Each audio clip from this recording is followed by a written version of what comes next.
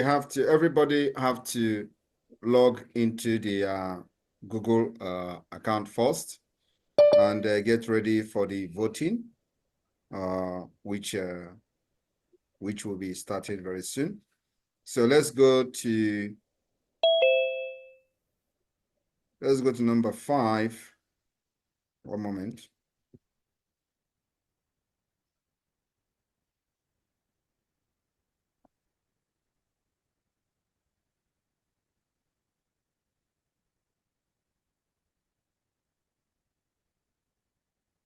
All right, thank you very much, the Chief of Staff. Once again, I welcome every one of you on the progress we have made so far, especially on the issue of defense. Biafra defense has been very, very strong. We're getting stronger by the day. The Biafra Liberation Army and the Biafra resistance fighters has done tremendously very well. And I will invite the Minister of Defense to also have his 2-minute briefing the cabinet. Thank you.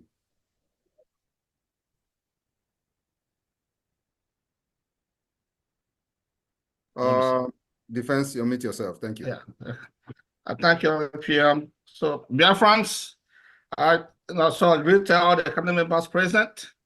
Just like the PM just said, the defense of Biafra land is very strong. Our men are very motivated. They know that what they're doing is that they're fighting for their freedom as well. So we're all fighting for freedom. So our people are doing very well, and we're supporting them. So that's very, very important. I will thank all the de facto government administrators, how they are also lending hands to support our men on ground by providing some needed supplies when there's need for that. So that's why I don't want to go really deep into it. Because we're making very our men, like our Dragon Fighter Marines and our Black Marines, in the peninsula, they're doing very well. We have some incidents, but we're still controlling the Abana. This regional headquarters in Abana, we're still controlling it partially, but we're fighting there. We're defending the area as well. And also on all departments, all the command fronts and the Biafra land, in the mainland, we're doing very well. No, we have some challenges in Imo State, of course, but it's nothing that we cannot handle. So our men, our gallant men are doing everything and they're winning. So we are winning. Biafrans are winning. So just to keep it there, all we need is support, more financial support, for the material that they need. So but with all we have so far, we're doing very well and managing all the resources that we have. Thank you, PM. Let's leave it there. Thank you very much, Defense Minister, for that update. And of course, we have had a development, a few days ago with our alliance with the Ambazonia leader, the president of Ambazonia Governing Council, Dr. Cho Ayaba, which the news came that he was arrested in Norway. And of course, on that regard, we have been able to establish contact with the Ambazonia, Governing Council to know exactly what is happening and what is going on. And of course, at this point, the information is still very limited, information we are getting, but it is one of the things that everybody should understand, that it is normal in a struggle like this. You have ups and downs, and you stay very resilient and continue to push. And at the end of the day, the end will justify the means. So I will invite the Director General of the Foreign Affairs Department or Ministry of the Biafra Republic Government in Exile and the Homeland, Professor Joy Irobi, to give us a brief of what we have gathered so far between the Ambazonians Alliance. Professor Joy Irobi, over to you. You have 2 minutes. Thank you. Okay. Good evening, dear friends. So to go straight, so we I had a meeting with the Ambazonia team, and it was not, well, they were a little bit unsure, and of course, it's very understandable. A lot of things are ongoing, but it's kind of kept quiet. So what is important is that they wanted us Biafrans to speak strongly and condemn what is ongoing. And that's what we're also doing, using the social media to really speak strongly against what is ongoing, and also basically looking at the relationship between the Cameroon BIA with Switzerland and the tight relationship between Switzerland and Norway. It's all political pressure. So basically, everything is under control. So we are very close and at standby, waiting for the Ambazonia team to give us some update on what they want us to do. But it's very good that the whole of Biafrans are basically standing strong and really condemning what is ongoing. So it's I believe that this is an opportunity for Dr. Cho to actually showcase why it's very important for Ambazonians to be free. So it might look very terrible or very difficult, but without this challenge, we're not going to be free. So we see it actually as a positive thing, and this is going to end well. I want to stop here now. Thank you, PM. Thank you very much, the Director of Foreign Affairs, the Biafra Republic of Nigeria, Professor Robi. And of course, on the update from the last court appearance of the leader of indigenous people of Biafra, Mazi Nnamdi Kanu, we expected that what transpired in the last court should have happened a long time ago, for the judge to step down because she can't convict Mazi Nnamdi Kanu. And of course, with what we actually foresaw, we encouraged the leader of indigenous people of Biafra to make sure that he was not tried in the last court. And that actually what happened. So if you have listened to many analyses, they have said that he was kind of making a lot of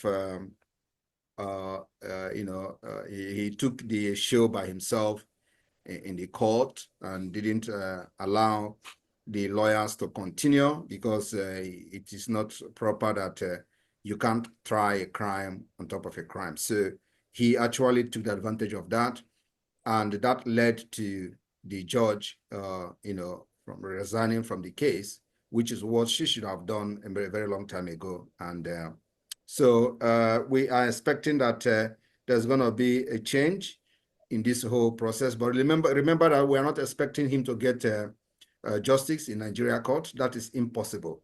And that's what we have been stressing from the one. Mazi Nnamdi Kanu can never get justice. You don't expect a government, there's a terrorist government that went as far as going to another country to kidnap somebody and to come and give that person a justice. It's not possible. So every reasonable person should know this. And I'm very, very happy that Mazi Nnamdi Kanu understands this very well, and the message gets to him very, very well. Today, we are also getting information that the terrorist DSS did not allow the lawyers to visit him. It is also not a surprise to us. But one thing I would like to say here today to the lawyers who are still seeing him is that, whenever I come to shout and cry like this, remember that there is something behind it. The problem Mazi Nnamdi Kanu have today is the ex-wife. She went to visit him, not because she wants to do something. She wants to know how he is doing. She wants to know how healthy he is. She wants to know everything surrounding him, how things are moving and how things are going. And she was very, very shocked that Mazi Nnamdi Kanu was sound, health, and healthy. So what did she do? She needed to come out and start causing confusion in order to escalate when Mazi Nnamdi Kanu is already getting himself somehow. He wants to cause more confusion. So the more they limit, although she's not going to go there again for a very long time, but the more they limit anything, communication or contact with the woman, the better for Mazi Nnamdi Kanu case. She was directly involved in sabotaging Mazi Nnamdi Kanu in Kenya. And a lot of people do not know what happened. There are a lot of information some of us have that many people who are shouting out there on social media do not have. And I am happy that his in-law, Master Prophet, is making some kind of revelation, which a lot of people are taking as a joke because of the kind of person he is. So a lot of people don't take what he's saying very seriously. But there are some things that he's saying that I personally know. And one of them is that Mazi Nnamdi Kanu relocated to Kenya. He has made this thing public, and nobody is actually interested in digging deeper. The reason he said Mazi Nnamdi relocated, he did not say he went to Kenya, he relocated to Kenya. And I am not surprised. He was also making comment that say anybody, any woman that is hitting the husband. Have you people listened to the latest video of Master Prophet? You know, he is the person he is. He's not, you are not supposed to take everything he says very seriously. But there are some certain things that he's saying that some of us, somebody like me, I know very well that it is the truth. He was making a video the other day and say a woman that is hitting the husband is not supposed to, you know, be a wife. A woman that is chasing the husband out of the house is not supposed to be a woman. A woman that is holding the man in the shed is not so. So all these things, what he was saying is actually what this woman did to Mazi Nnamdi Kanu in their house. And he went further to say, because the woman feel that in Europe, a man cannot react, it means that this was what actually was going on in their house. And Mazi Nnamdi Kanu had to leave the house. So if a woman who have done all these things to the husband, you think that that woman will want the best of the husband? The answer is no. So I want everybody to understand that many things that we know that many people don't know, it is still going to be in the public. But listen to what this Master Prophet is saying lately, not like when he was carrying baby and looking for Simon Ekpa to kill, you know, all those ones are, now everybody's brain is coming back because they have done, and now it is time for people to, you know, say the things the way it is. So if she can do all these things to Mazi Nnamdi Kanu, which many people don't know, you know, up to the extent of, you know, chasing him out of the house. And during the time of Nelly, you know, a lot of things, a lot of information we have, or we are just holding on, you know, to know how things will go. So there are a lot of things that is happening. Of course, Mazi Nnamdi Kanu is not in a position at this point to make certain decisions because he doesn't know what is happening out there. So, but the lawyers now are the people I am talking to. And I know they're going to listen to this because everybody's waiting for this meeting. So I'm talking to the lawyers. The more they limit any access, any information, and let me also say it here. The only reason why she went to Abuja was because she's no longer getting information. Information is not coming from Ejimako. Information is not coming from the Maxwell. Information is not coming from the other Ejiofor, the other lawyer. So she was not getting information anymore, just like the criminals in the DOS. They're not getting information. So she needed to go to see things herself, to know the condition of Mazi Nnamdi Kanu. And when she went there, she saw of which Mazi Nnamdi Kanu cautioned her, warned her very well that if you attack Simon Ekpa, you'll be divorced. Openly. She came back and she ran mad. So what is happening now is that we don't need to, you know, give credence to whatever that is happening. Biafra is not a family property. Anybody who is very competent and capable can fight for Biafra. And that is what all of you who have gathered, sacrificed everything, your money, your time, your your profession, and your everything you have, including your security, you put it into the struggle to see the kind of progress we have made today. Do not allow anybody to make you believe that the struggle for Biafra belongs to certain people. No. What we are doing today is we are giving our service, our promise. The promise I made to Mazi Nnamdi Kanu is that I'm not going to betray him. And as long as he have not betrayed Biafra, I will stand by him and for him till the end. That is my promise, and that promise is not just to him, but it is between me and God.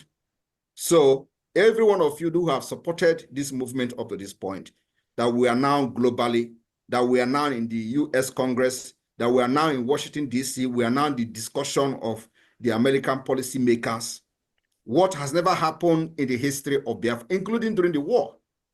I want every one of you to understand that the progress we have made so far, we have not made, Biafra in the history have not made this progress, even during the Biafra war. So put that at the back of your mind. We are breaking the doors and the jinx that has held Biafra back for many decades. I remember all of you when I said that it is a step-by-step process. I told you that the time is coming when we are going to now focus on the diplomatic fight of Biafra liberation. That's where we are today. We have set every institution of the government. We have made sure that all mechanisms that we are supposed to have before we start going to the people to knock at the door of the people that will make Biafra to come and recognize Biafra, we have to put those mechanisms and everything in place. We have done that. We have achieved that.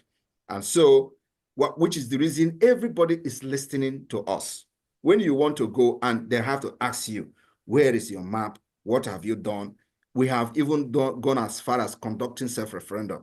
The self-referendum have recorded sources. It is not only that, we've been able to hold Nigeria in a very, very tight corner. For the past 3 years, the Biafra people have given vote of no confidence by every Monday sit at home to every representative of Nigeria in Biafra land. So we have been able to delegitimize Nigeria using multidimensional approach. So what I'm trying to say here is that do not let anybody to bring you back to the age of the stone, thinking that Biafra struggle is for a family or for a certain people. No, it is not. We are only here to make sure that the promise we made to our fellow human being and our leader, Mazi Nnamdi Kanu, that we did not break that promise. And we continue to stand on this promise till he comes out. And if he did not back down on Biafra, we will continue to stand on the promise. But the good news is that, like I said, he is going to be released in a very historic way. I want you to listen to what he said in the last court. He said the persecution of Ndi Igbo will end with him because he knows what is going on. He knows that the end has come. He knows that we are going to be the end of this whole thing. He knows that by the time we finish with Nigeria, we are going to hand over freedom to our new generation. And that is where the whole persecution of Ndi Igbo ends.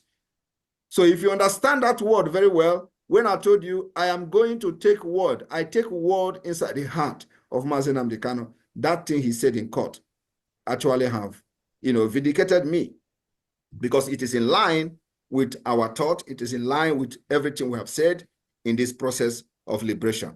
And of course, those who have been the criminals killing our people, he talked to them as well. You remember when our people were when they pushed our commanders in Hilos, and they would drive them across Biafra land. They have killed this one, they have killed baby, this, they have killed that. You remember how they have killed our people? So he was talking to the criminals who were making kidnappings and killing our people. You know that there is the one they call Madubugo, who was the commander of ESN. That one is gallivanting in Abuja. He lives in government house. So that one was part of the kidnapping ring of Ifanye Jofo. He was into kidnapping. He kidnapped the the former commissioner of utility in Anambra State. This information is public. I called the man's name. It is on social. It is on media. Nigerian News reported it. They swore oath with this man, and they were collecting 30 million. I have called on this man to come out and deny what I'm saying. If it is a lie. They swore oath. They kidnapped this man, give him oath in the bush, and release him after collecting ransom. This Madubugu. And today, with my exposition, maybe the man may have gotten his freedom of paying them 10 million every time. When Mazi Nnamdi Kanu was kidnapped newly in 2021, this man was the one sponsoring them going, even sponsoring the Ejiofor going to court in Abuja, just for formality. Every time that is court, this man will give them 10 million.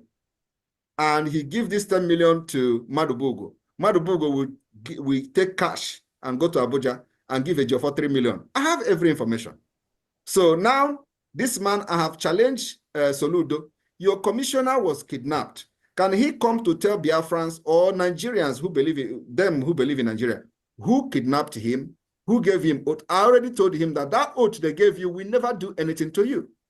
And of course, which I believe he have realized by now, because I don't believe he's still paying them after the exposition. So now, Mazi Nnamdi Kanu was talking to people kidnapping people in Biafra land. He's talking to them. Today, ask yourself, why is that Madubugo, who was this ESN commander, is no longer going to the court to kiss Mazi Nnamdi Kanu? That is the question that everybody should be asking. They were the one who goes to the court to kiss Mazi Nnamdi Kanu. Why is he no longer going to the court? He was talking to those criminals. But you know what they do? They say, oh, he was talking to Simon Ekpa. Is Simon Ekpa a kidnapper? I am fighting Nigeria government, Nigeria terrorist government, fighting the army who comes to kill our people, who killed the IPOB even when I was not in Biafra struggle. These are the people that our guns are against. And they know that very well. But because they have collected money thinking that will stop me, and they have not stopped me for the past 3 years. And here we are, you know, surging ahead into the declaration of the independent state of Biafra, the redeclaration and restoration of independence state of that Biafra, and all of them are running mad. So my people in the cabinet, I want every one of you to just beat your chest, shake yourself, clap for yourself, because you have done something nobody else have done in Biafra struggle. You have made a history that nobody else has made. Today, because of you, we have scattered the entire United States Congress, and everybody is now posing with Biafra Charter. They now come to understand what is Biafra. They are interested in knowing more about Biafra, and many dignitaries are hopeful to embrace our convention in Finland, and that is going to be another history from this 29th of November to the 10th of December 2024. We are going to make history and be part of this history. Do not let anybody distract you. No matter the propaganda on social media, it is going to increase. Do not let them distract you. Be focused and focused and focused. Thank you very much. And what we are doing today is to, you know, make the government more stronger. Like the COS say, consolidate. I think I like that word, consolidate what we have. Is a very important one. We don't need to you know, expanding our tent is a very good one, but we will focus more on consolidating what we have already. After going through some of the proposal, I think I'm in line with that, consolidating of what we have. So today we are going to be moving a motion for the establishment of the Biafra. I'm moving a motion for the establishment of the Biafra Broadcasting Corporation. First, I think the motion should be the establishment of the Biafra Regulatory Authority. Biafra Regulatory Authority. Then after that, we go into the establishment of the Biafra Broadcasting Corporation.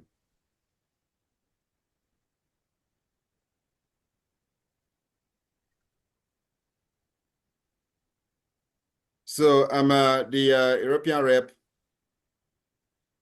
We are going to go into voting for the establishment of the Biafra Regulatory Authority, Act 0 number 9, 2024, the act to establish the Biafra Regulatory Authority. This authority will be responsible for issuance of license to every business operating in Biafra land.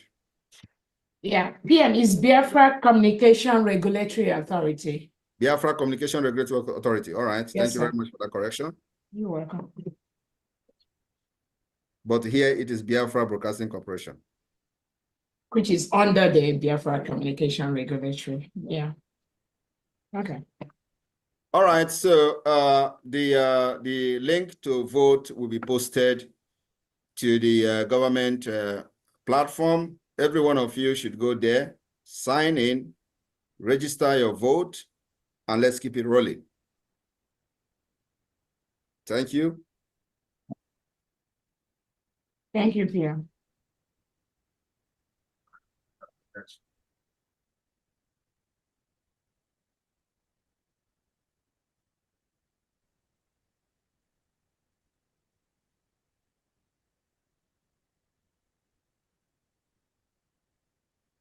European rep, have you posted the voting link? Oh, yes. Cannot see anything.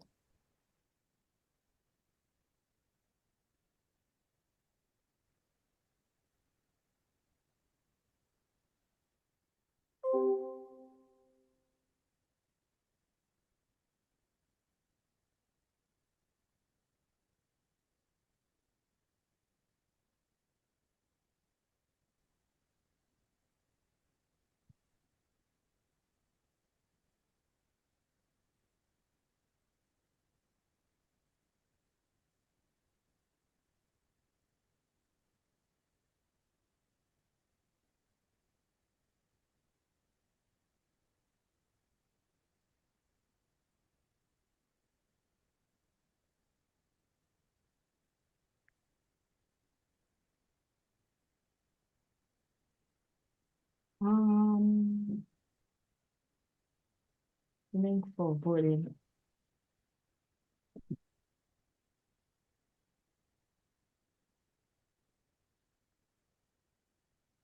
Sorry for another correction. The establishment and approval of the Biafra National Regulatory Agency, Act 09/2024.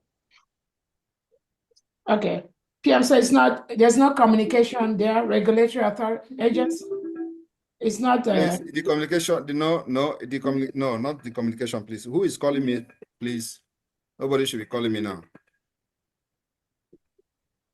Establishment and approval of the Biafra National Regulatory Agency, Article 09/2024.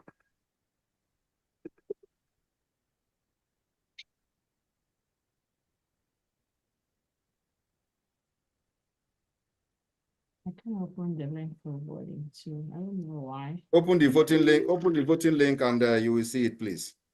Yeah, I'm trying to. I can't open the link for voting. I don't know why. It's from Henry. I can see Henry. Yeah, I see Henry, but I can't open that link. So I don't know. Uche, did you post the link? Yes, the link is The already. link is on the Telegram. I already voted. Okay, on our Telegram, not on the chat. No, No, so Telegram. I've already voted. Okay, great. I've already voted too. Awesome. Oh, okay, great. So it's on our Telegram, not on the Zoom link. Okay, great. Is it on mobile or what? Academic kindness has equally voted. Please, those who Very are good. not in the government platform, please, some of you should forward the voting link to them, like Ifatu. But I don't think Ifatu is in the platform. And then also Agi, Dr. Agi is not in the platform as of today. So, except it shall be added there.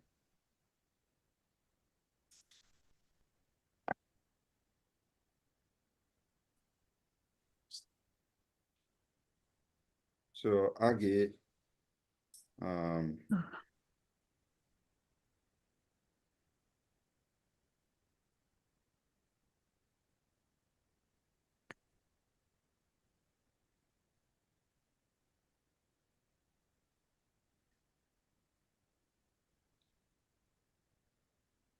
I've just forwarded the voting link to you and Dr. Agi.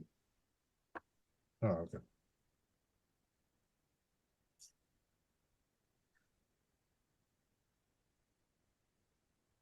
I can't see the link on mine. Is that Bishop Comfort? Yes, I've seen Judith, I've seen Henry. I don't know. I'll send it to you now. Thank you.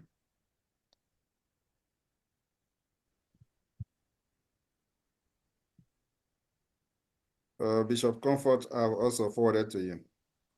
Thank you. Please, where are you forwarding it? I can't even see it.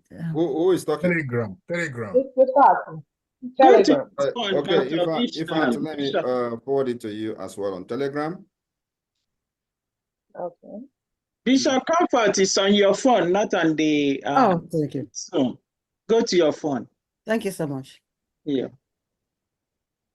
All right, Ifat, you have it now. I see it. Thank you. While that is going on, Uche, create another voting link Okay. for every cabinet member, the approval of every cabinet member to be adopt a title of honorable from today. Honorable member.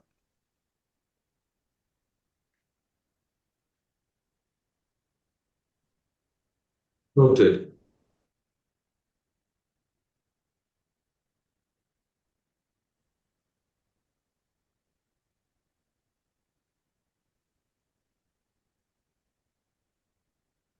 European rep, can you open the sheet and let's see the voting live, and can share the screen as if possible. Let them give you the co-host so you can share the screen, please, on the live voting.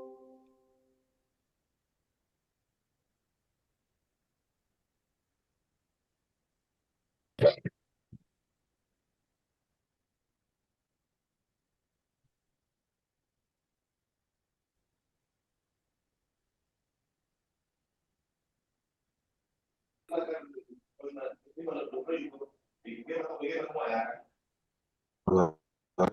have 2 registered votes.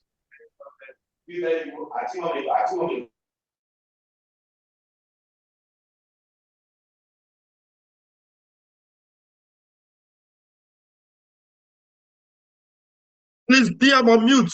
DM, please unmute. I muted every other person because they were making noise. 34 votes.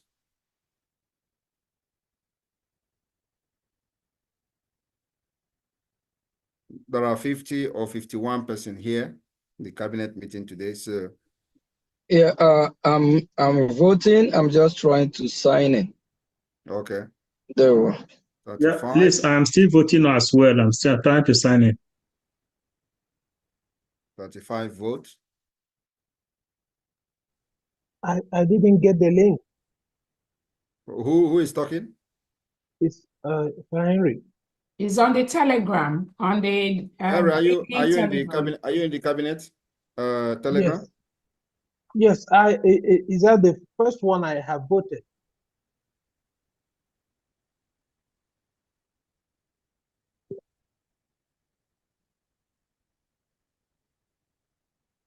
Please, I'm not in the Telegram, please. I can't vote.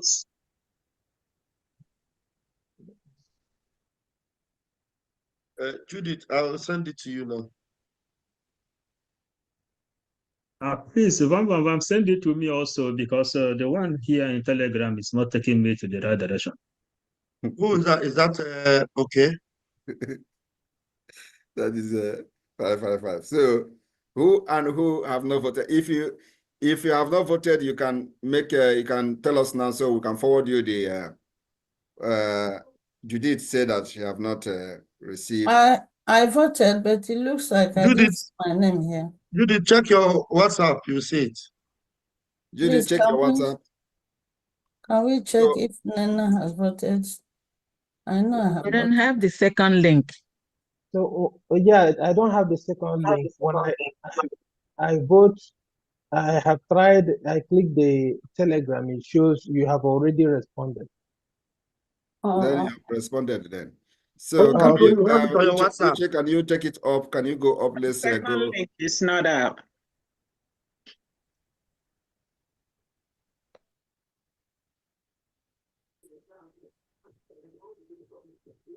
Okay, I voted. Your Nena is here. So. Yeah, thank you, sir.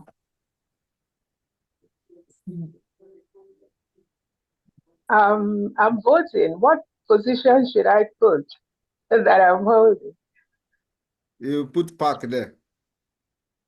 Okay.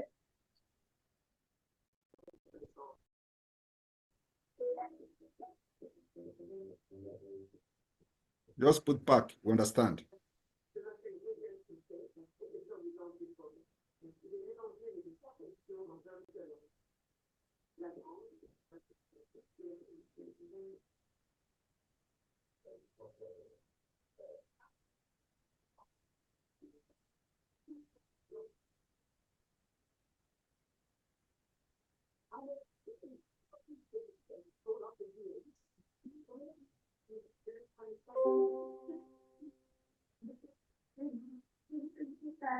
Paul, because did you see it? I sent it to you on WhatsApp. I noticed you've not even Yes, opened it. yes, I think I have voted. I think I've seen my name there.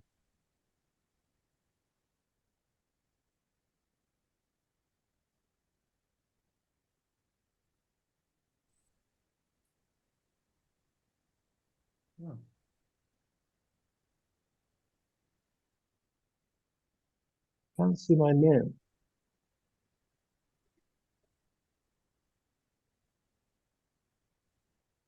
Wow, 44. There is still 6 person missing. Yeah, I can't see my name, but it's showing responded. You have already responded, but my name is not showing in the list. Have you voted? I did.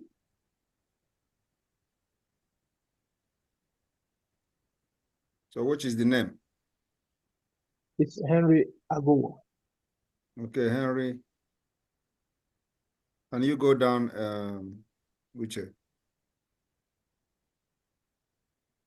Henry is here now. Oh, it's Azubike. It's Henry Azubike. Not Azubike. So when you click on the link, what did it say again? Yeah, it's showing have responded. You have already responded. So which means you have voted now. So you just have to check the name you put there, your first name.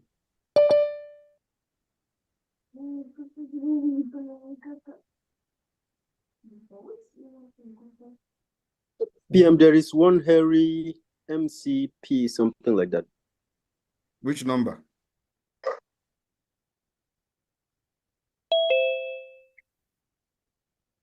He has voted. Henry Agowa has voted. Yes. Yeah. Bam, please check if I voted. I don't have the link, but I just wrote past in the chat. Can check. I think Mazuche is the one that can check on the PM.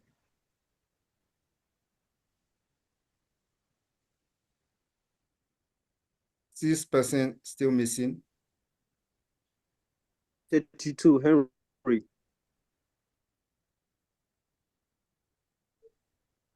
Where did you send the link to? Is it to the group chat or?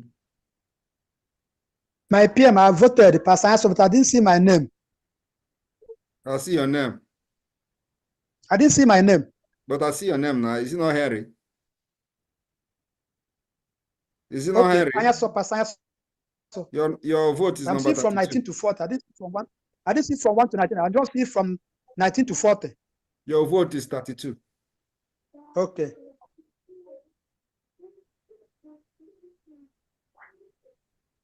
That's Henry Azubike. That's Henry Agowa there up. Yes.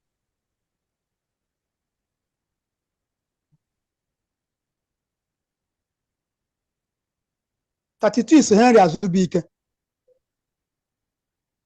I think number 4 or 5 is Henry Agowa. No, I'm talking about Pastor Anyaso, Augustine Chukuna, and Anyaso. Okay. How many votes so far? So who and who have not voted? Yeah, and please see if Benny has voted. I don't have the link. He's asking me to sign in. I have to Zoom accounts, two different emails, but the other one that I'm using here, I don't know whether it's not recognizing it. So which name did you put? The name there should be Benny. The email is benny458@gmail.com. Because it is not, you wrote your name now when you before you vote. So is it Benny you write or something else? Uche, I don't have the link, so I didn't write anything. You don't have the link. How did you vote? No, it's from the group chat. Which group chat? No, there's somewhere they said, okay, no, somebody was just asking. There's a group chat. PM, I have the same problem. Can I say something? All right, sir? but Ben, send the guy with the link. Okay. Please forward the link to him and Okpole, please. There is No, I already voted. I have the same problem, and then I have to change my device. Then I voted. Okay. Honorable Benny, check. I've just sent you the link. Yeah, I've seen it. I've seen it now, Honorable. Okay. Just one click and it will land you to the link. Yeah. So who else have not voted? We are 49, and I think one person left, probably network. Who was that? Maybe it's me. I'm trying to. You are still here now. I'm trying to vote now. Submit. Please check. Namde Oba is having network I issues. think I can see my name there now. Just the last one that came in. Yes. Thank you, Honorable Ma. Also, Madam Carolina is calling and saying that she was kicked out, like she's having network problem. Okay. Who is May? I have not voted. So vote now. Do you not have the link? I don't have the link. I'm on my phone. I'm outside. I'll forward the link to you. I'll forward the link to you now. Anybody that is coming in here that doesn't have a name, please, you can bring him in and then ask question who the person is. Somebody is entering with Samsung, and then we have May who have entered. So can May introduce herself? May, unmute yourself.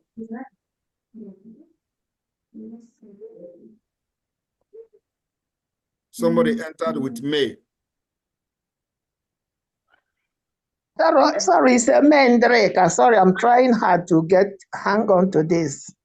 Okay. It's Mendreka. Madam Right. May. Madam May, all right. Okay. So somebody Yes. else entered with Samsung.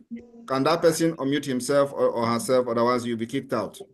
Did you not tell Harry wanted to see him? Somebody that just entered now with Samsung. If you are the one, unmute yourself and introduce yourself, or else we kick you out of the Zoom. Is she running away from me? I don't know. Samsung.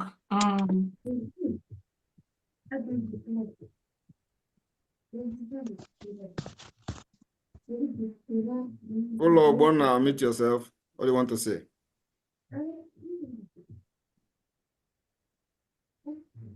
Yeah, I put my email, but they said my password is incorrect.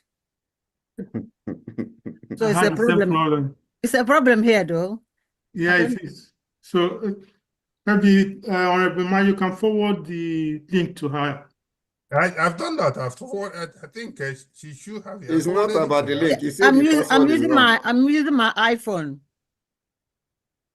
iPhone or All something, right. it doesn't matter. The link. So we are going to have 46 vote. Ologbona, unmute yourself. You have come for PM, check your the Samsung is here to identify. Check what? Check what? Check your WhatsApp. It's in the WhatsApp. So who is the Samsung? Please remove that Samsung, please. Yeah, I'm going to remove you now because you opened your mic and you didn't say anything. You closed it back. Remove the Samsung immediately if the person don't want to identify him or herself. Yeah, remove you and we report. Or put the person to the waiting list or waiting room. I already All right. removed the person. So Ologbona, your hand was up. Do you want to say something? Okay, PM, can you hear me now, sir? Yeah, I can hear you. Okay, I was trying. It wouldn't allow me to unmute. But now you are The talking. system kicked me when we were we had the first vote and then the system kicked me out. So I had to reboot and come back in. I'm not sure if anything if any other vote took place while I was trying to get back in. No, we are But still I in the did first. vote the first time. Okay, we are still in the first vote. Okay, okay. Thank you, sir. Thank Okay. you. All right. So I think we are done. This is enough. 46 vote. You can stop sharing the screen, please.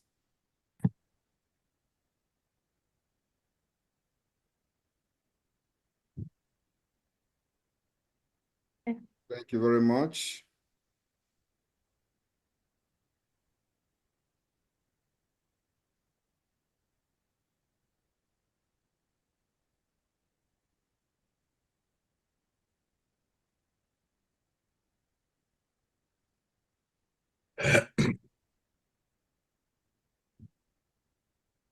All right, today we have voted the establishment and approval of the Biafra National Regulatory Agency, Article 09/2024. And by this vote, we hereby establish the Biafra National Regulatory Agency. Article 09/2024 is hereby approved by the Cabinet of Biafra. Go to the second, motion, the motion to adopt the title of Honorable Member for all the Cabinet members starting from today. Uche, post that link. Thank you.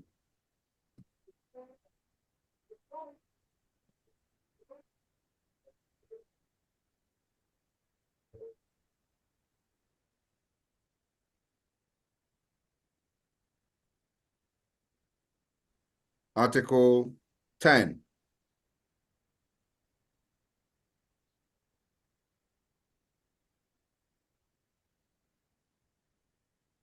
The adoption of the title Honorable Member for every Cabinet member,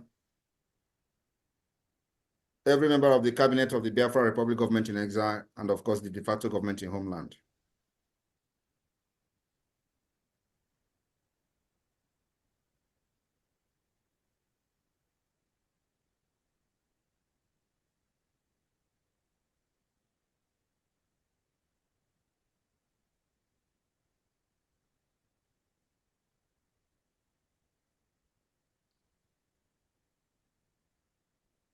Can the link be sent to me on WhatsApp? Uche, are you there? European rep? The first Yes, voting went I'm through here. WhatsApp. I'm trying to set it up. Yeah, the first voting went through WhatsApp, but then I need it on WhatsApp. Madam Comfort, we are done with the first voting, so we are moving forward. I've done it. It went through. Congratulations. Thank you.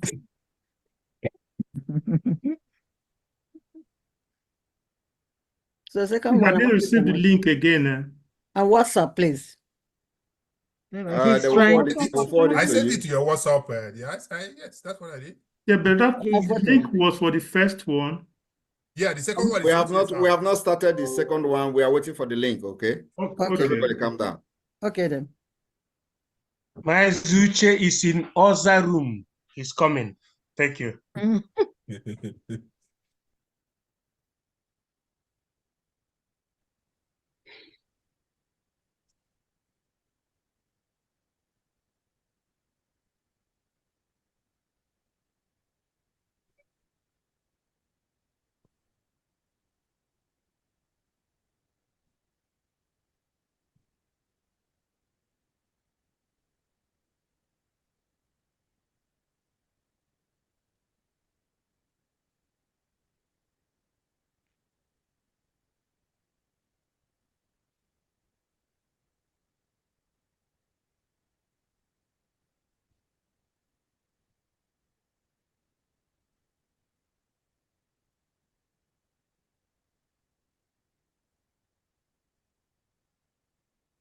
European rep, are you ready?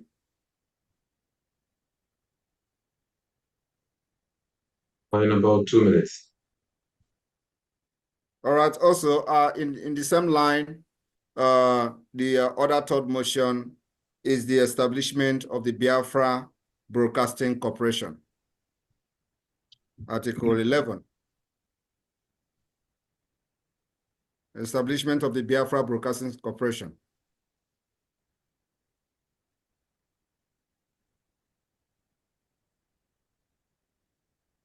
And my fellow cabinet members, Biafrans that are watching live today, we also want to inform you that from this day, if this Biafra Broadcasting Corporation is approved by the cabinet, we will be having the first Biafra broadcasting official Biafra Broadcasting Corporation, which will start work for the Biafra government as soon as possible. Also, the issuance of the license to operate in Biafra land will also kickstart. This particular process is going to take a lot of time. It is not going to become very easy, but we are going to start the delegitimization of the license that the Nigeria has been issuing within the Biafra land. This particular establishment of this department will begin the delegitimization of Nigeria, especially on the issuance of license to operate in Biafra land. So it is going to be a department that will be responsible for issuance of license to businesses that operate in Biafra land. And there are going to be many other licenses that this particular department will supervise. So we are going to make that open and public as we go on. Remember that this is very necessary and very imperative as we approach the December convention. A lot of things need to be put in place.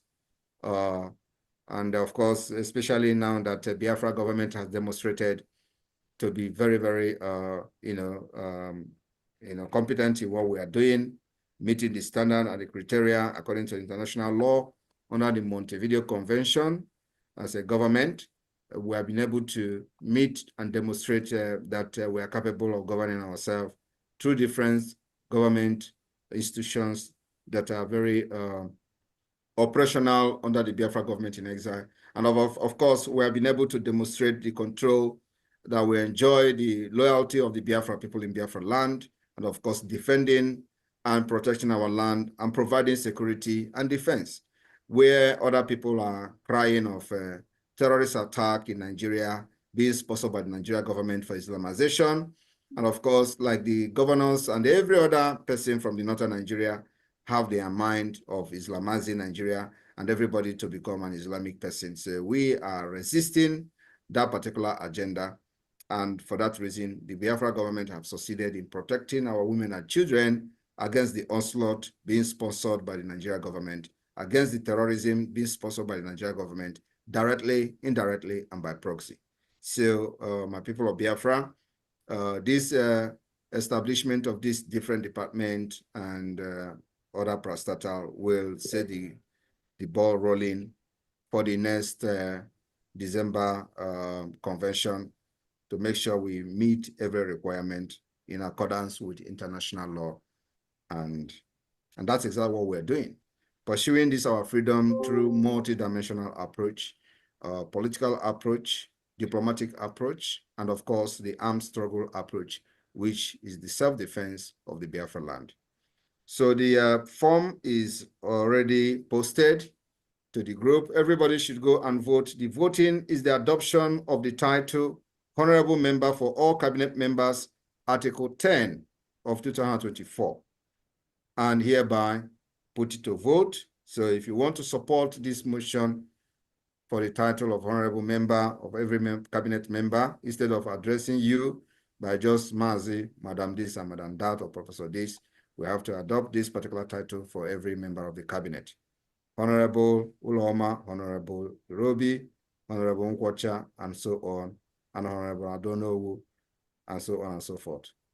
Go and hit the link and give us your support. Thank you.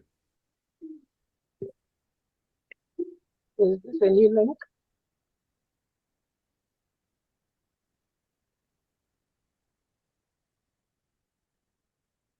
And also, the European rep, can you put on the screen? As that is happening, you create a link for the establishment of the Biafra Broadcasting Corporation. Thank you.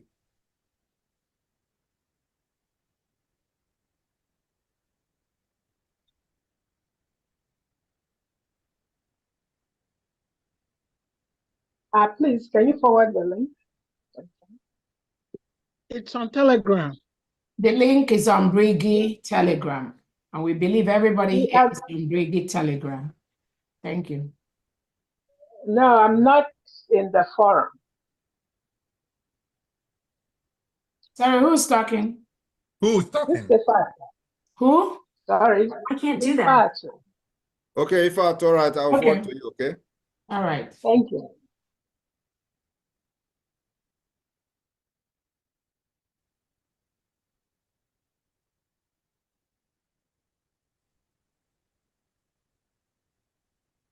I have problem with my Telegram account. So he asked me to sign, and when I sign, it's not. They say it's not the right one. So I I forwarded it don't to know. your I'll correct that WhatsApp. later, but not during this meeting. Thanks, Honorable Emma. Benny. I've just got the one you forwarded. Check your WhatsApp, Honorable Benny. Yeah, I've seen it. Thanks a lot. Okay. You're welcome.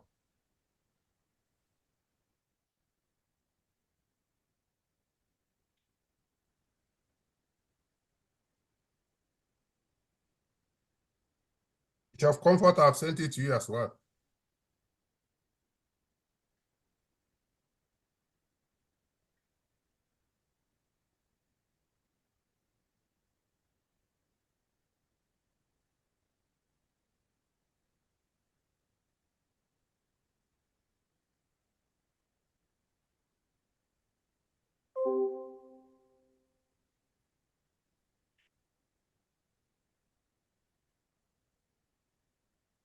Twagi, please check.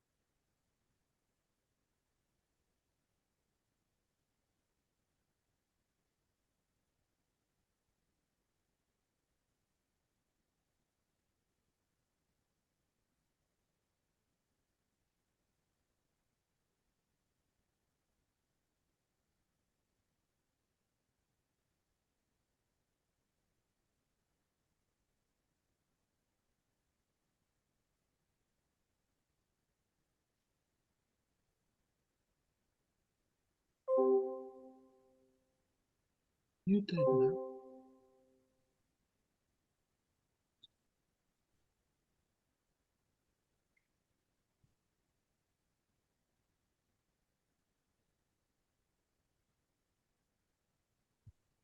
And release him as a federation.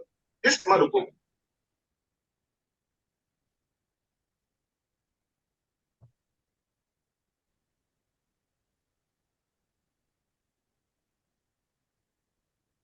One 47 voted.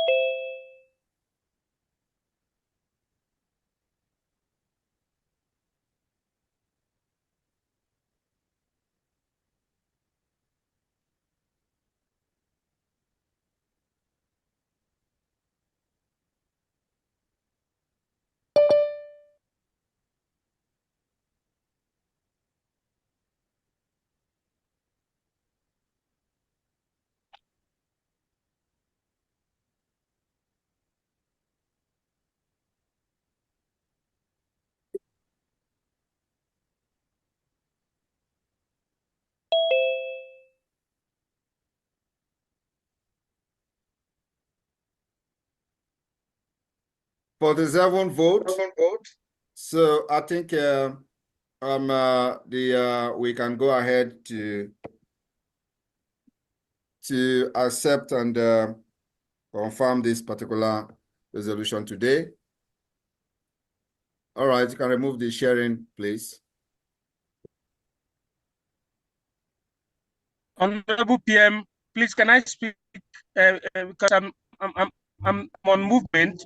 I want to use this opportunity to tell you that everything proposed here is being supported by me because I'm on movement now. I have an emergency call, although I continue being on this connection. God bless you, PM, and the cabinet members. Noted. Thank you. Noted, noted. All right, the Biafra cabinet members today, 27th day of September 2024, has voted the adoption of the title Honorable Member for all cabinet members under Article 10 of 2024. We hereby confirm this particular motion and the adoption of the title of Honorable for every members of the cabinet. We move to the third motion today, which is the establishment of the Biafra Broadcasting Corporation. Congratulations to everyone. Thank you. I move a motion. Thank you. I move a motion for the establishment of the Biafra Broadcasting Corporation. It has become very imperative at this point and at this juncture, when the declaration for the restoration of independence of Biafra is approaching, and of course, with the wave that the Biafra government in exile has made globally, especially in the United States, in Washington, D.C., in the Congress, and beyond, it has become imperative for the Biafra government to activate and establish the Biafra Broadcasting Corporation. And we already have the standby media that have volunteered to work and for only the liberation and the recognition of the Biafra government. So on this note, today we move this motion for the establishment of Biafra Broadcasting Corporation, after which the license to broadcast for Biafra will be issued to this media house. And then we will wait for how the paradigm will shift going forward in the media. I hereby, open the floor for discussion, comment on this, and then we go to vote. The establishment of the Biafra Broadcasting Corporation, Article 12 of 2024. The floor is open for just 2-3 minutes of comment. Sorry, PM. Yes. I think that should be Article 11. 11. Because we just had 10. 11. Oh, sorry, 11. Article 11. 11. Correction. Thank you for correction. Article 11 of 2024. Olobona, over to you. Oh, PM, I had raised my hand way before this time. I raised my hand when we were voting for the title of honorable members. I wanted to know if we could just uniform the departments instead of some calling it ministry, some department. Can we just have a uniform title for the departments? No. Either we call it ministry or we call it department. Is that possible? No, there are differences between the ministry and department. Department are under ministry. So Okay. when you are addressing a certain Yes. a certain department under ministry, you don't address them as ministry, you address them as department. Okay. Yeah, so that will continue until after December. Maybe from December things will change. Okay. All Yeah. right. Thank you. Thank you. All right. Any other comment? Yes, PM. Maybe it's Go not ahead. relevant. I was thinking BBC, I mean Biafra Broadcasting Corporation, BBC, and then we will be also BBC. Can we twist it a little bit so that we're not exactly like BBC? I mean, if maybe it's not important, but it's just Well, yeah, that's a very good observation. So what do you think we should twist it to? United States of Biafra. No, Biafra National Broadcasting Corporation. Biafra National. Oh yeah, okay, that's me All better. right. That sounds good. Any other suggestion? But BBC was BBC London. This is BBC Biafra. So I don't see anything. Biafra Broadcasting Corporation.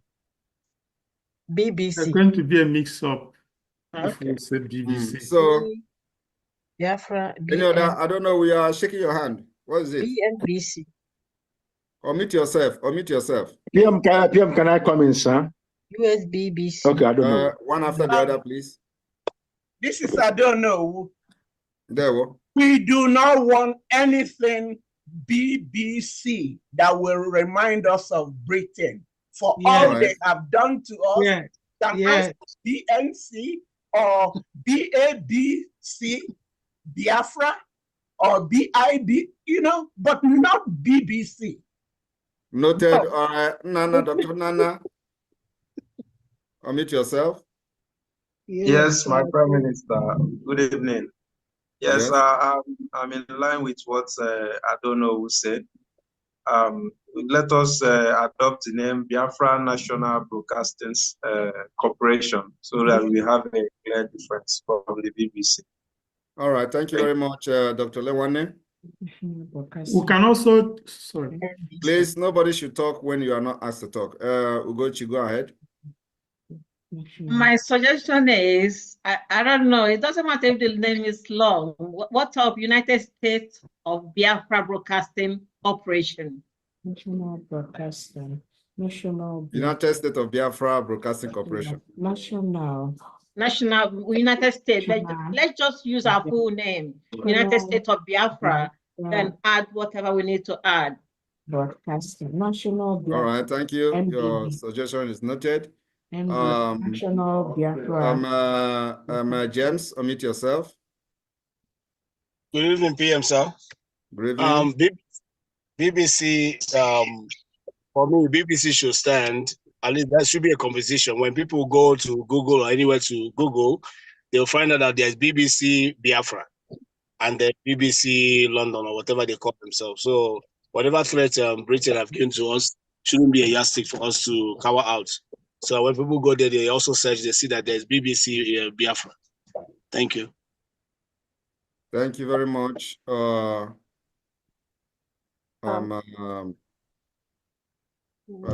Ngozi, unmute yourself. Thank you, my PM. I think I support the Biafra National Corporation. Yes, We that's don't what I have. To do anything with BBC, connecting with you. BNBC. Thank you very much. Thank you very much. All right. Osai. Osai. Osai, unmute. Osai, unmute. And COS, can you take it off from here, please? Ask Yes. if Voice of Biafra will be nice. What do you think, sir? Thank you. Benjamin. Is Voice of Biafra not Honorable for Chief of Staff, can you hear me, ma'am? Yes, I can hear you. Yeah, I was suggesting if Voice of Biafra will be okay, or... Oh, we heard you. We got it. We got it. Thank you. Next person. Okay. Benjamin, go ahead. Honorable PM, members of the cabinet, PNBC is beautiful. All right, thank you. Benny, go ahead. Okay, I would suggest that we use Biafra Broadcasting Agency because it's an agency that regulates the broadcasting services in Biafra. So, Thank you. PBA. Thank you. Joshua, go ahead. Onunaka.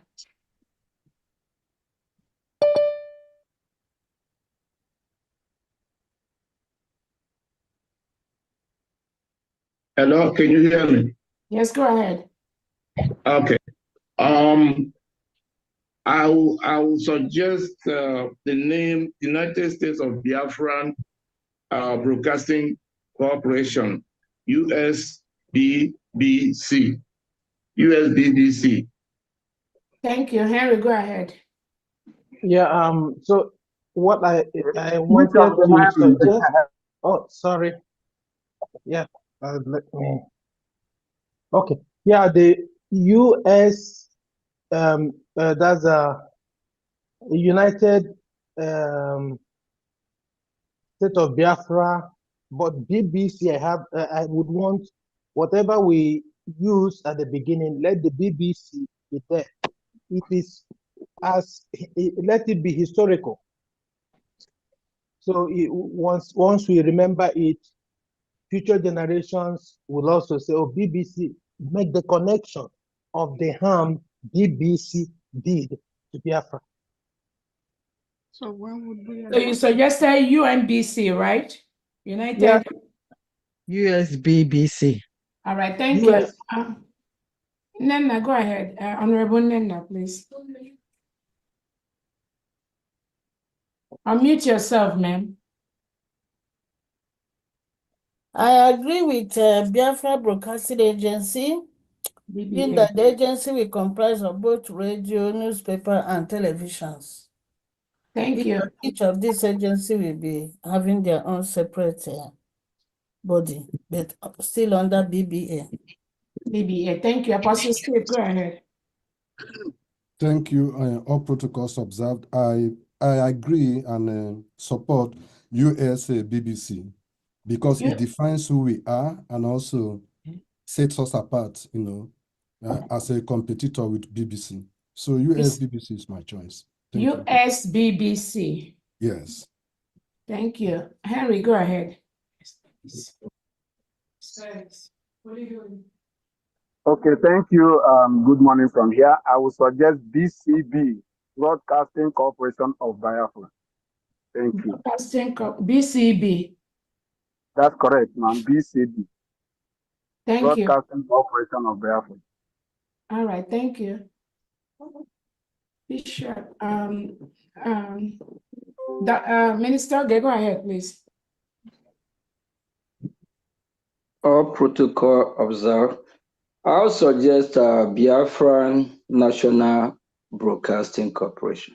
BNBC. Thank you so much, Minister. Bishop Comfort, go ahead, please. I suggest Biafra United Broadcasting Corporation. Biafra United, BUBC.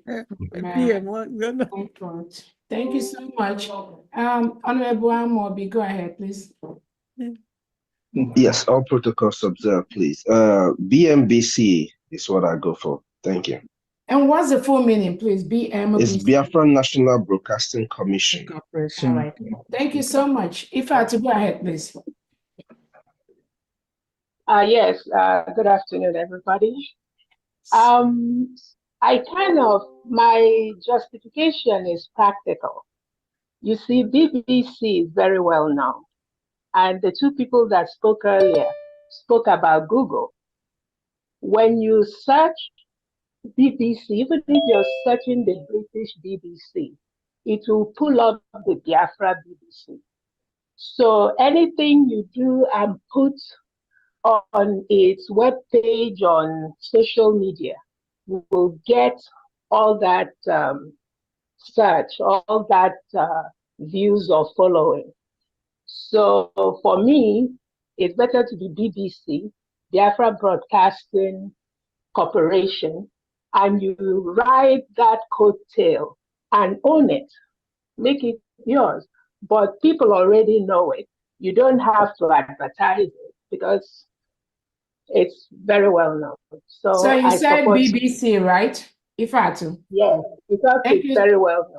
Thank you so much. Honorable Owo, go ahead, please. Okay, thank you. I want to suggest NABSOB. NABSOB with NABSOB. That will mean National Broadcasting Service of Biafra. National NABSOB. Service of Biafra. NASOB, National Broadcasting Service of Biafra. Thank you so much, Benny. Benisa, go ahead. Thank you. Okay, the simplest way to deal with it is Biafran National Broadcasting Service, period. Thank you so much. Gozie, go ahead. Biafra National All protocol observed. Good evening, gentlemen and ladies. I'll go for TBNBC. That's the Biafra National Broadcasting Commission. National, the same thing. Thank you so much. Akbole, go ahead, please. Akbole, on mute. Good evening, cabinet members. Good evening, Prime Minister. Good evening, SOS. Good evening, Finance and Upgrading Biafrans. I will suggest we maintain the status quo. Radio Biafra and Voice of Biafra. Then we should define where I have television, and then these two we have. What work are they going to do? International or local? Because where I live here in Germany, they have ARD and ZDF, and they have Deutsche Welle. So we must have a voice. Let us not quarrel about the names we are going to name our children. Let us have the children first. And the children we have already had, let us maintain the name, but we can now minimize calling some names, but Radio Biafra and Voice of Biafra, I think, left for me, we should maintain it and then define what name do you want, please? Other things and other things international. Thank you. Akbole, what name do you suggest? I suggest maintain.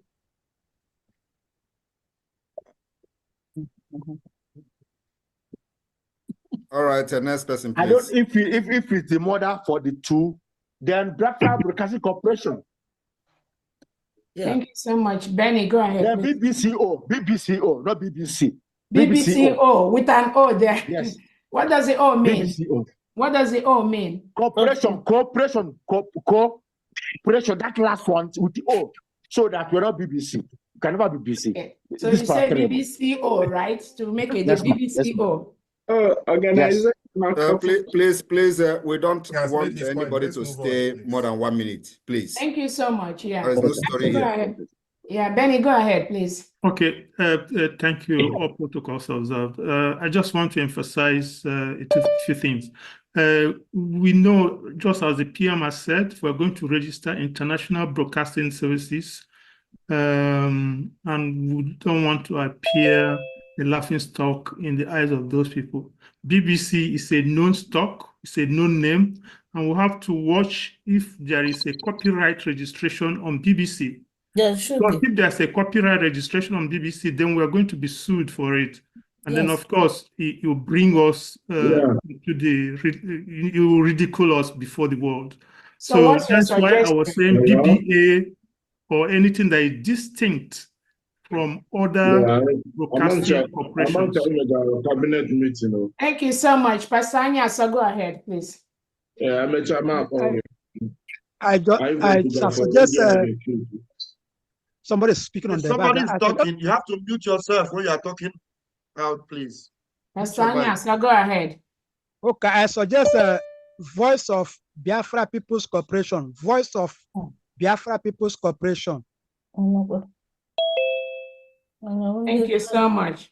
Voice of Biafra People's Corporation. All right. I think we got everybody. Oh, well, go ahead. Honorable Kechuku, go ahead. I think he has spoken now.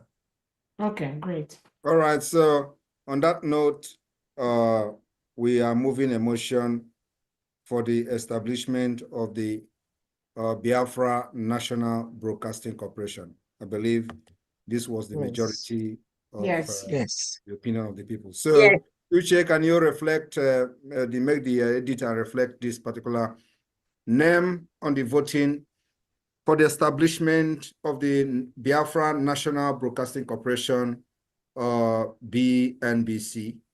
Yes. And then post the link to vote for this It's on.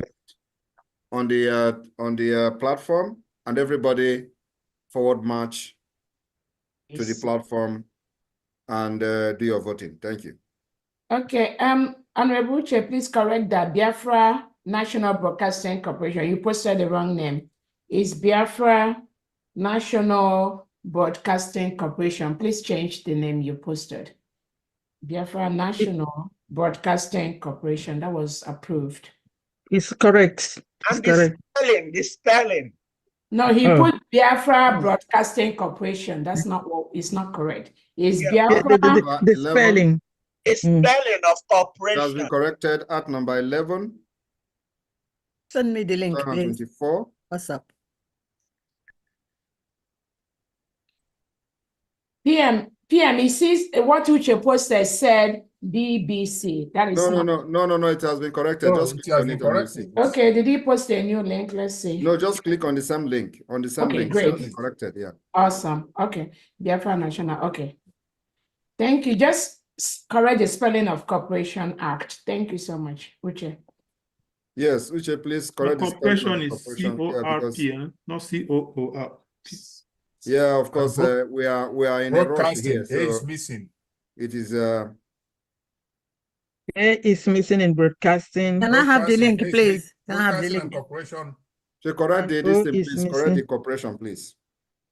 The broadcasting as well. Yes, broadcasting and corporation, both of them.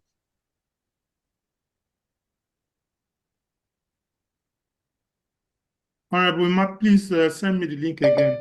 On WhatsApp, please. Okay. And please, those who is now voting for with the corrected spelling, please should take a screenshot for us to post, because our own is with the wrong spelling. Thank you. Okay. Broadcasting, Uche, broadcasting, please correct that. Broadcasting, CA, there's no CA, broadcasting, and then spelling of corporation. Thank you.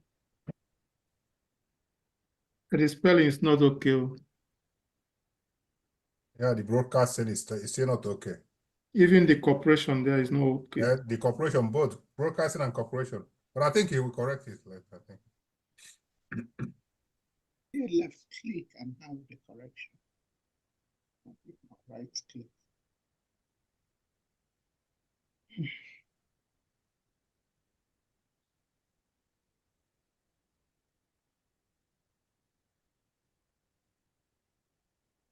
The cabinet meeting today at this point has over 6,800 Biafrans watching on our page alone. So, and within 1 hour of the live broadcast. So Biafrans are eager to know what the cabinet, government in exile, are discussing today. It's good.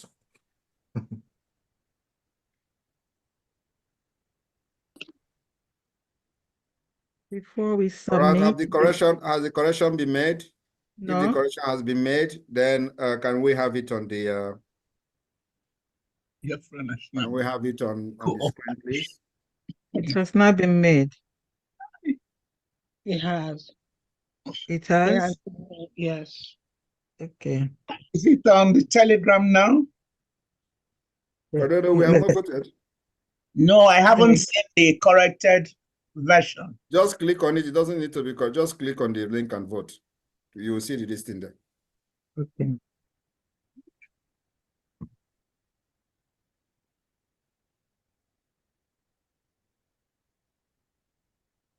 National.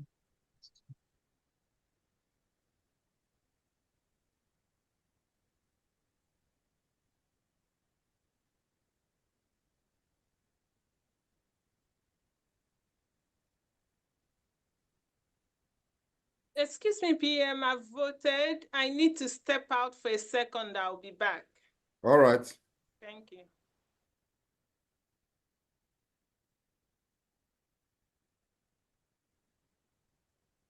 I voted, but I can't find my name.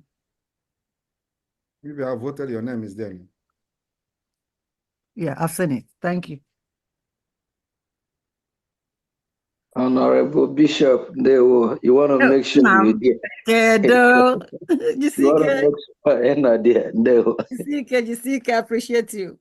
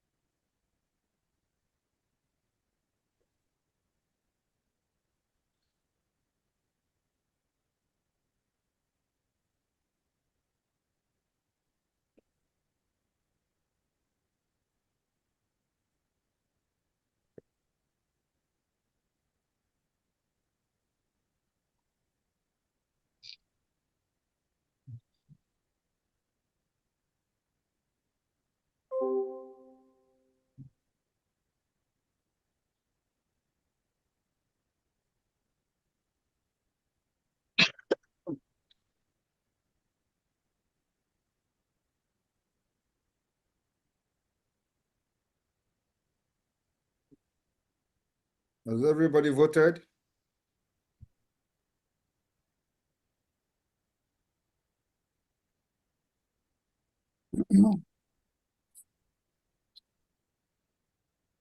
It's still showing 43. So Excellent.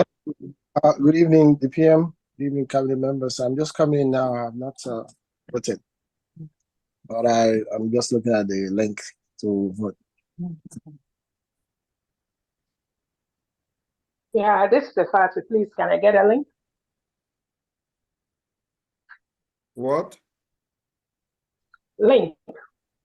The link on is Telegram. on the Telegram. I'm not on it.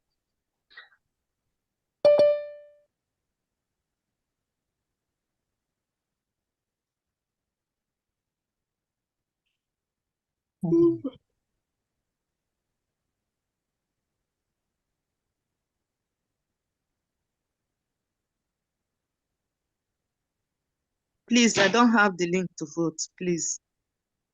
Who is that? Judith. Go to the Brigade Cabinet. You remember in Brigade Cabinet? I mean, my I sent it to you. I'm having problem with my Telegram. I thought I sent it to you. Wait, let me send it. Post it to WhatsApp. It is directing me to Telegram. Why? Thank you. I don't know. Wait, no, click it. If you just click it, it will work. It's not supposed to direct you any other place. Oh, wait, I copied it wrong. Okay, It's my thank fault. you, because you have been sending me others. Thank you, sir. I copied it. Thank you. Copied it wrong. Yeah. Thank you. I appreciate it. No problem.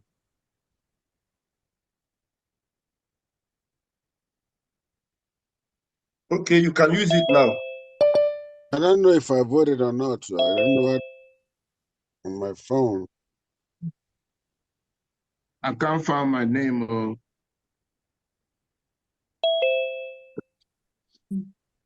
Some names are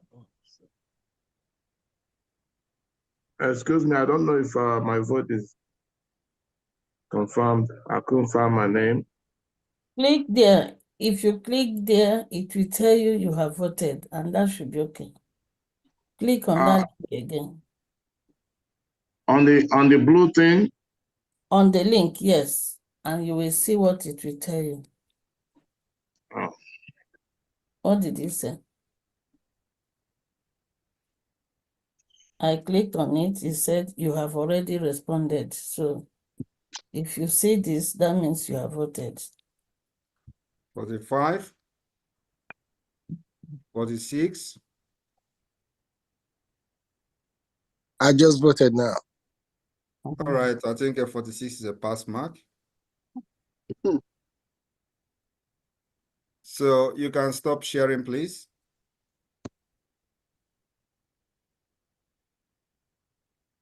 $47. All right, congratulations to the Biafra people. This day, 27th day of September 2024, Biafra government has voted for the establishment of the Biafra National Broadcasting Corporation, BNBC. Congratulations, and with this development, we are going to have official media, which will be licensed by the regulatory authority or agency of Biafra. In a few days' time, we're going to brief Biafrans, update Biafrans on that development. Next on the line, thank you very much, honorable cabinet members, for this day that we have been able to establish these agencies and department, especially on this media, which is very important in this liberation phase. On this note, we are moving to the next section of the cabinet meeting, which is going to be a closed door meeting. And in this closed door meeting, the media will be, the media will cut off the broadcasting, the live broadcast. Of course, it can be live, but please use something else to, to show to Biafrans who will be watching and should wait. If you are watching us live, please, you have to have patience and wait.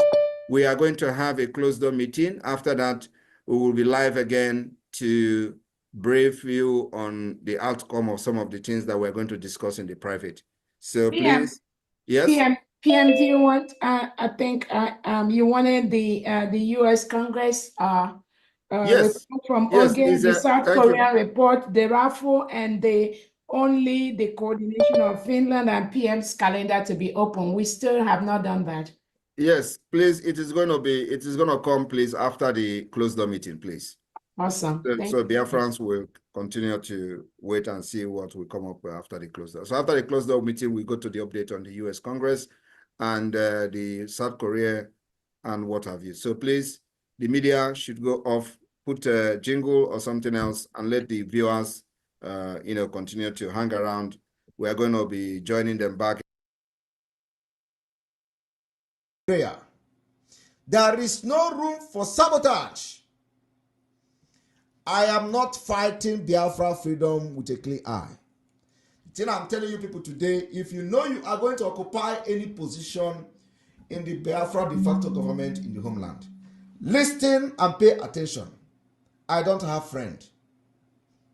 I don't know anybody. I don't know you. You are not my friend. The only thing that we are doing brought us together is that you have volunteered to serve Biafra people in the homeland. If you become a problem, you will regret it. It is a call to serve Biafra people, not a call to serve Simon Ekpa, not a call to build clique, not a call to form cabals in your various states, not a call to do paddy in the Biafra government, the price and the consequences is heavy. Many people have died in this struggle. You must listen to instruction, you must take directive, and don't joke with it. Prayer.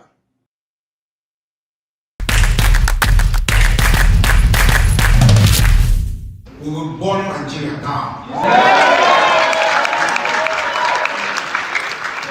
That is what it requires to protect our people, protect our land.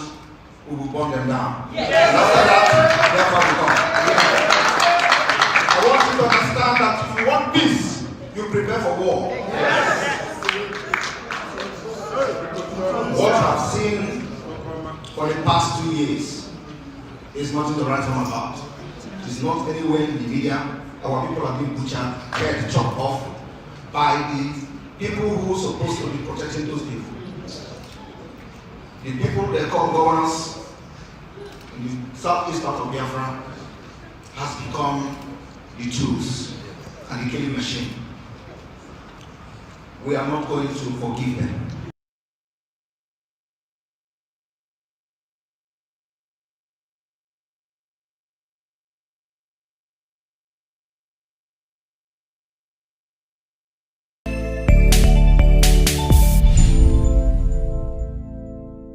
The United States of America is a steadfast supporter of the principles that people have a right to choose their own form of government. Nations have a right to choose their own alliances. There are inalienable rights governments must protect. The rule of law must be cherished. Sovereignty and territorial integrity of all states must be respected. The UN Charter and its principles of sovereignty, territorial integrity, human dignity, and the right to self-defense, these principles are universal and we must uphold them. International law must be protected always and everywhere, without any ambiguity, in Ukraine, in the Middle East, and everywhere in the world. This is our global responsibility. Self-preservation must be protected at all costs. Today, the Biafra Liberation Army have neutralized dozens of these terrorists in our land, and we are proud of them. They will continue to go down. Our demand is very simple. Pull them out of Biafra land. Remove every checkpoint. If you do not dismantle all the checkpoints, they will continue to die. We will continue to excel. We will continue to deal with Nigeria, and Nigeria will never ever remain the same until Biafra exits from Nigeria. A government that uses violence will be responded with the same and equal measure of violence in self-defense. So I told them, oh my God, here is not taken, I will turn to a beast and Biafra will come. Nigeria has no rule of law. Their rule of law is gun and bullet, and we have come to resist it. My fellow Biafrans, the world leaders made it very clear that self-preservation is a must. They use the word must, and it should be protected at all costs. At all costs.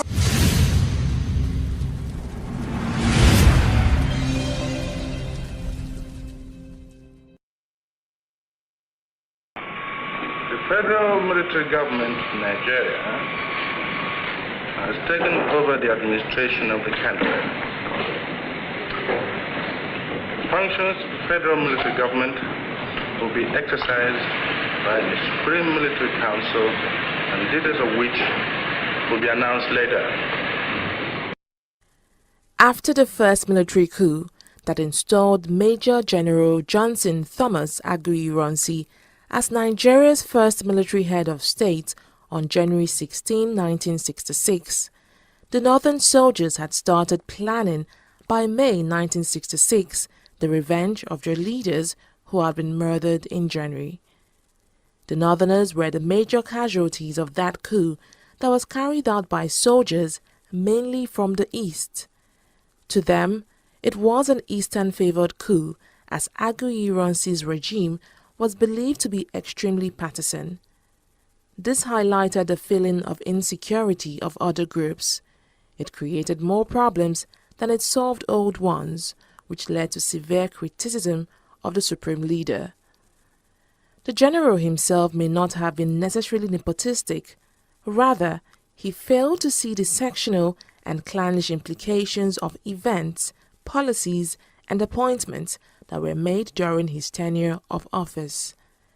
194 days after taking office, Aguiyi Ironsi was murdered in a northern counter coup on July 29, 1966, and for 3 days, the nation had no leader until Lieutenant Colonel Yakubu Gowon succeeded the late head of state on August 1, 1966.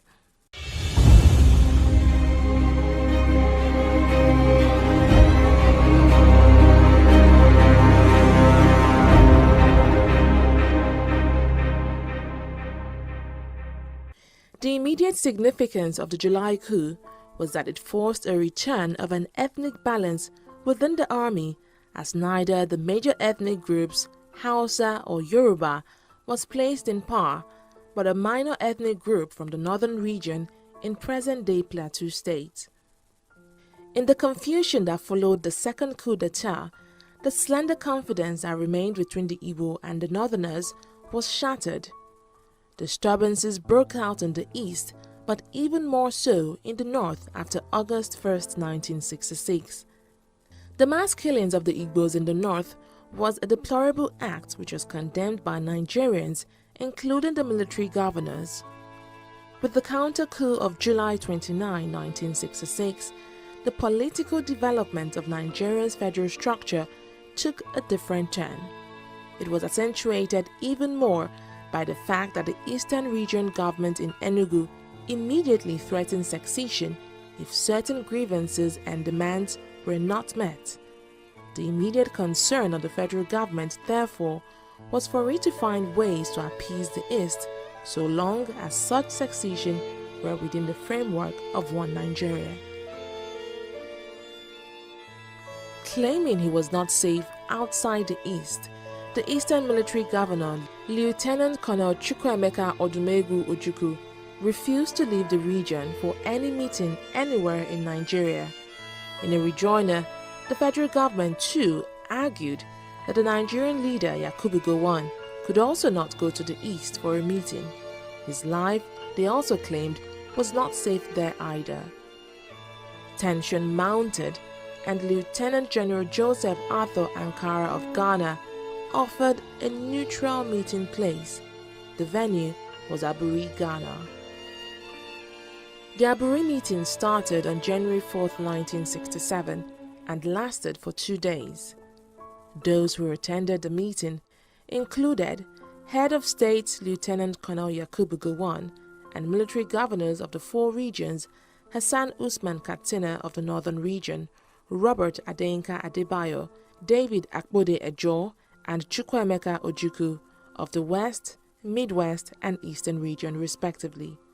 Others included the military administrator of Lagos, Mobolaji Johnson, and the head of the Nigerian Army, Commodore Joseph Idet Akinwale, and the Inspector General of Police, Alhaji Kam Salem, among others. Aburi was significant for several reasons. First, that the leaders met at all was an achievement in itself. But even more tangible was the fact that the leaders agreed that force would not be used to settle the brothers' palaver. There was also the question of the disposition of Nigerian troops and the reorganization of the army after the second coup on July 29, 1966, and the subsequent killings that followed in May and September. Further, Ojukwu said that his region was perturbed, that contrary to Gowon's promise on August 9, 1966, that all soldiers would return to their region of origin, northern troops still occupied the western region. Gowon replied that his promise on August 9 applied to the repatriation of soldiers of northern origin stationed in the east back to the north, and those of eastern origin stationed in the north back to the east. He had fulfilled his promise, he said. He then emphasized that soldiers of northern origin would remain in the west, since there were only a few Yoruba in the Nigerian army. Ojukwu was not satisfied and further insisted on a reorganization of the army on a regional basis. Gowon was also firmly opposed to splitting up the army. Ojukwu claimed that Nigeria did not have a central government since the country, as a result of the second coup and its aftermath, resolved itself into 3 separate sovereign areas: the Lagos West North area, the Midwest area, and the East area. But Gowon insisted that Nigeria was still one nation, an entity composed of 4 regions and a central government in Lagos. Ojukwu then proposed that the situation in the nation necessitated a drawing apart of the regions, because the separation of forces, the separation of the population, is in all sincerity necessary in order to avoid further friction and further killings. The other leaders, who also wanted one Nigeria, agreed to Ojukwu's proposal, but apparently without understanding the implication. This was the bombshell of Aburi. By agreeing to Ojukwu's argument that the regions should be first pulled apart in order to stay together, the other leaders in effect sanctioned Biafra's secession, hence the end of Nigeria as a single nation. They attended and left the Aburi meeting with a firm belief that Nigeria should and would continue as one nation. But they had gone to that meeting, as it seems, without adequate preparations in terms of a crew of legal and political advisors, which such a meeting demanded. They had gone to Aburi in a spirit of comradeship. Ojukwu, on the other hand, meant business. He arrived at Aburi with a strong team of legal, political, and economic advisors, secretaries, and realm of paper. Not only did the other leaders agree with Ojukwu that the regions and people of the nation first draw apart, they also agreed to the latter's suggestion that there be no supreme commander of the army, hence no head of government or head of states. What Ojukwu wanted was that whosoever is at the top should be a constitutional chap, a titular head, but he would only act where, say, we have all met and taken a unanimous decision.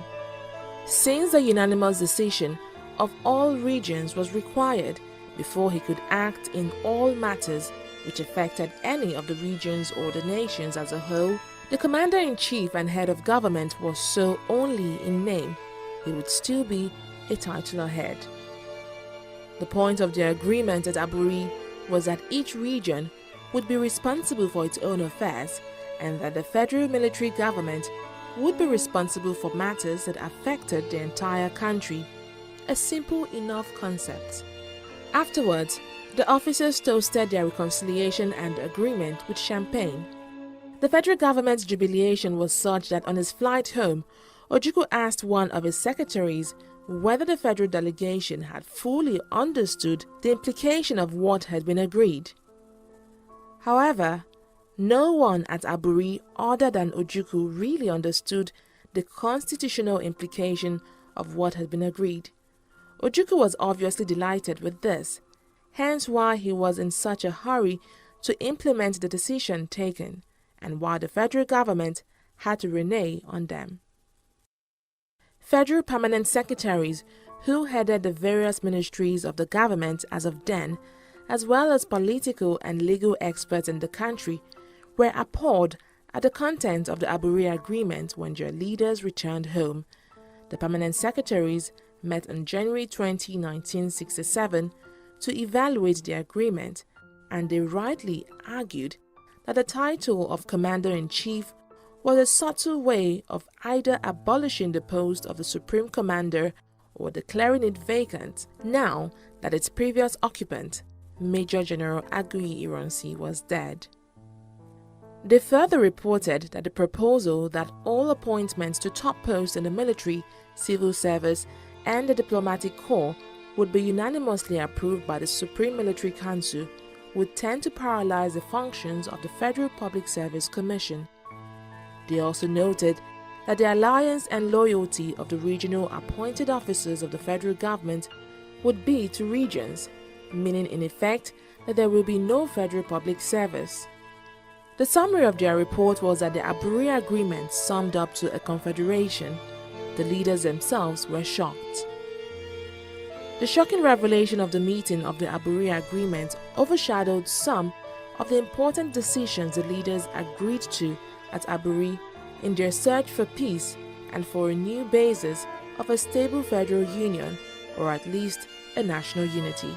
Aburi on the whole was a big success, but interpretation of what transpired at the meeting devalued the success.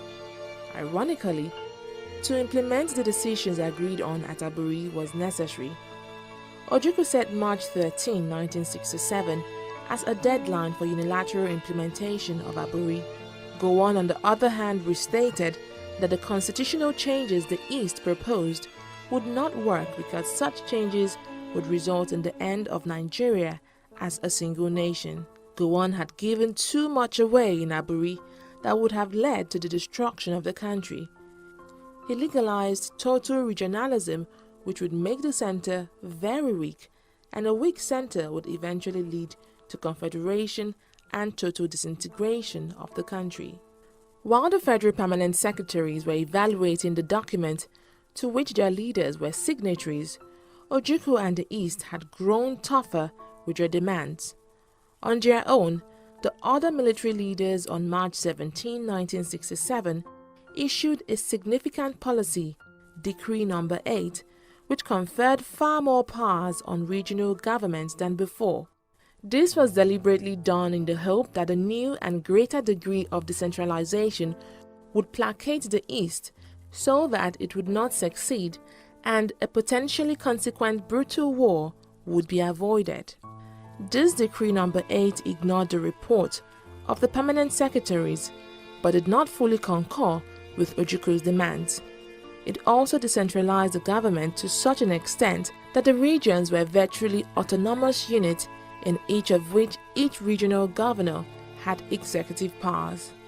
However, Ojukwu would reject the decree because a part of the decree stated that no region shall exercise its executive authority so as to impede or prejudice the exercise of the executive authority of the Federation or to endanger the continuance of federal government in Nigeria. Further, it provided that the Supreme Military Council can also take appropriate measures against a region which attempts to secede from the rest of the Federation and could take over the functions of that region. The part Ojukwu and his Easterners hated the most stated that the federal government could declare a state of emergency in any region which violated any of the above provisions on the consent of the remaining 3 regions instead of the unanimous decision of all the 4 regions. As a result, Ojukwu set March 31, 1967 as the D-Day for the unilateral implementation of the Aburi Agreement, but the East did not succeed. Instead, it seized all federal revenue which came from that part of the country.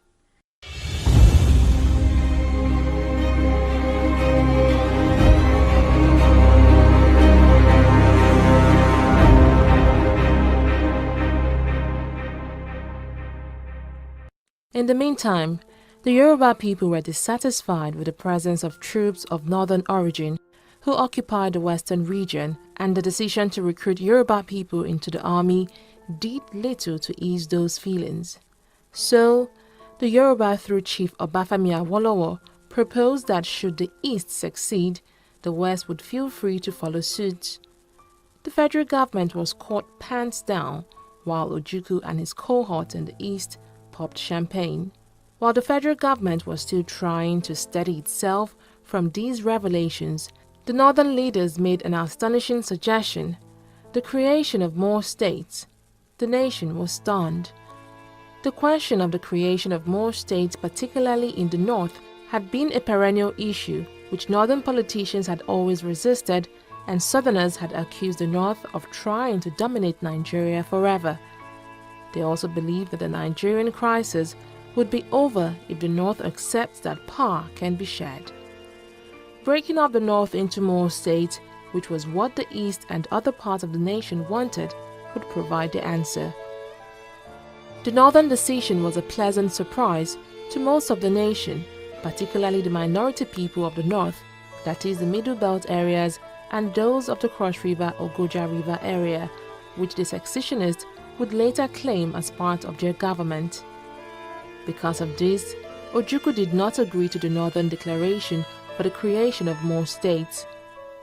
The Westerners, who had been one of the ardent advocates of the creation of more states, felt pleased with the unprecedented Northern move, and they eventually threw their support behind the federal government.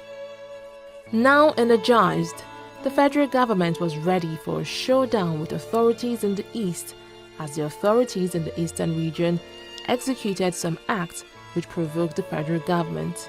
These acts included seizure of over £200,000 worth of produce belonging to the Northern Region Marketing Board that was in Port Harcourt in the East awaiting shipment. The confiscation of 1/3 of the entire rolling stock of the Nigerian Railway, as well as 115 oil tankers.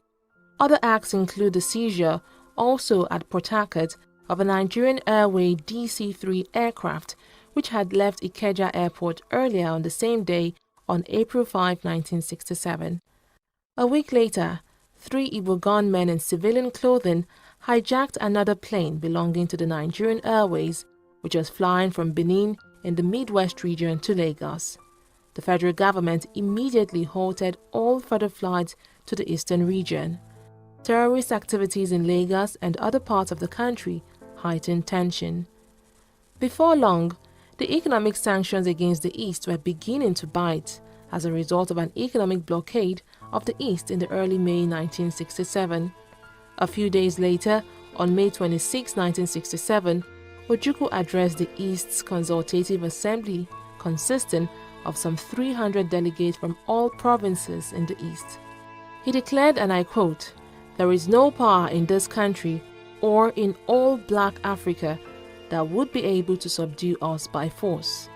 It was left to the assembly, Ojukwu continued, to choose one of these 3 alternatives, accepting the terms of the North and go on, and thereby submitting to the domination from the North, or continuing the present stalemate and drift, or ensuring the survival of our people by asserting our autonomy.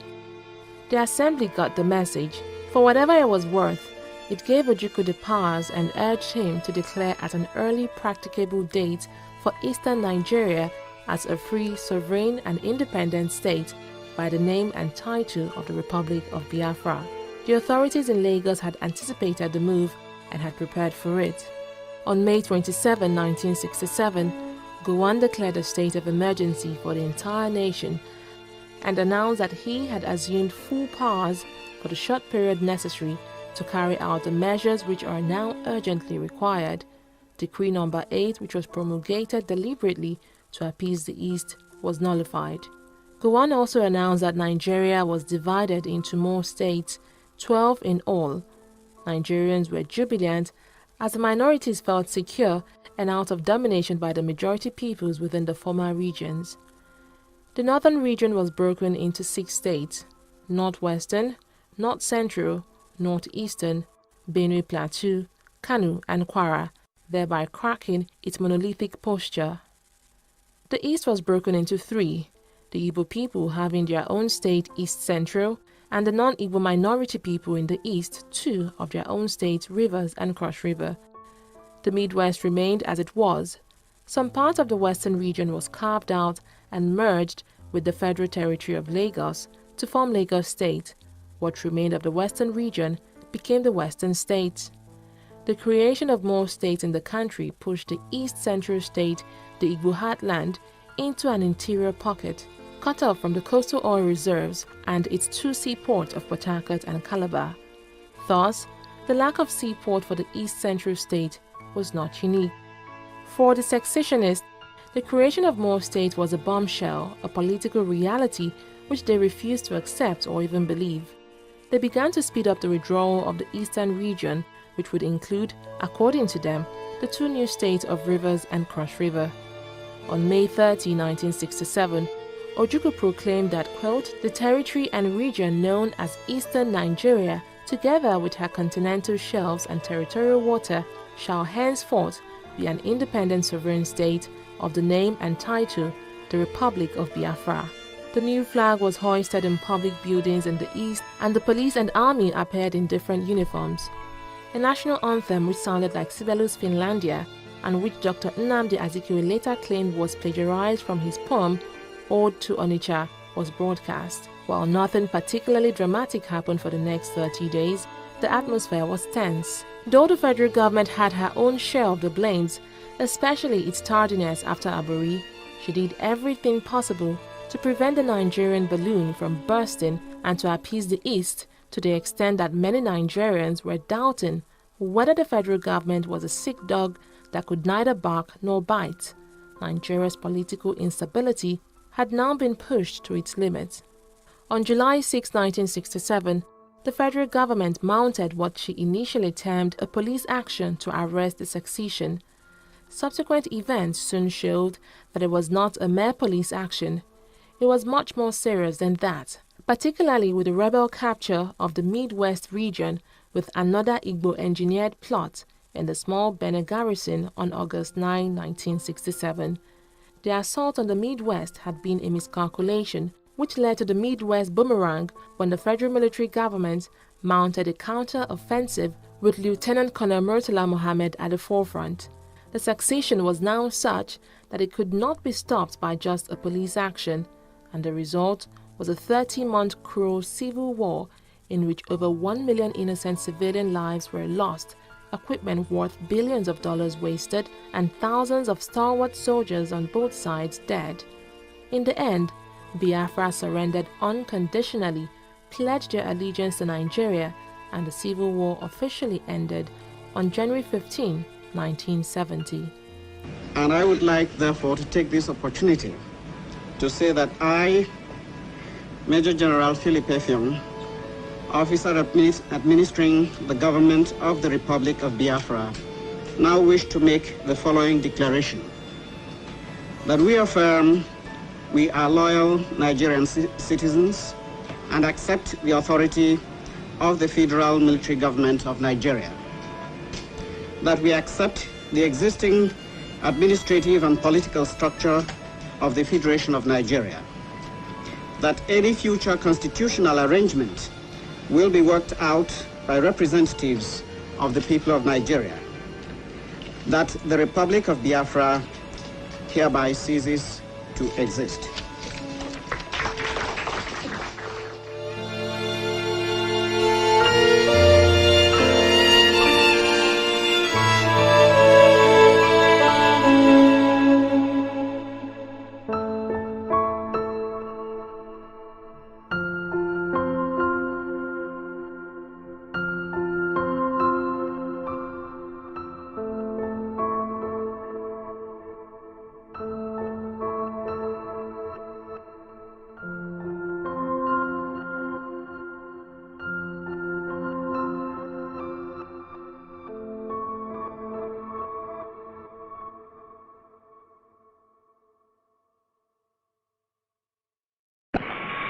The federal military government in Nigeria has taken over the administration of the country. Functions of the federal military government will be exercised by the Supreme Military Council, and details of which will be announced later. After the first military coup that installed Major General Johnson Thomas Aguiyi-Ironsi as Nigeria's first military head of state on January 16, 1966, the northern soldiers had started planning by May 1966 the revenge of their leaders who had been murdered in January. The northerners were the major casualties of that coup that was carried out by soldiers mainly from the east. To them, it was an eastern-favored coup, as Aguiyi-Ironsi's regime was believed to be extremely partisan. This highlighted the feeling of insecurity of other groups. It created more problems than it solved old ones, which led to severe criticism of the supreme leader. The general himself may not have been necessarily nepotistic. Rather, he failed to see the sectional and clannish implications of events, policies, and appointments that were made during his tenure of office. 194 days after taking office, Aguiyi-Ironsi was murdered in a northern counter coup on July 29, 1966, and for 3 days, the nation had no leader until Lieutenant Colonel Yakubu Gowon succeeded the late head of state on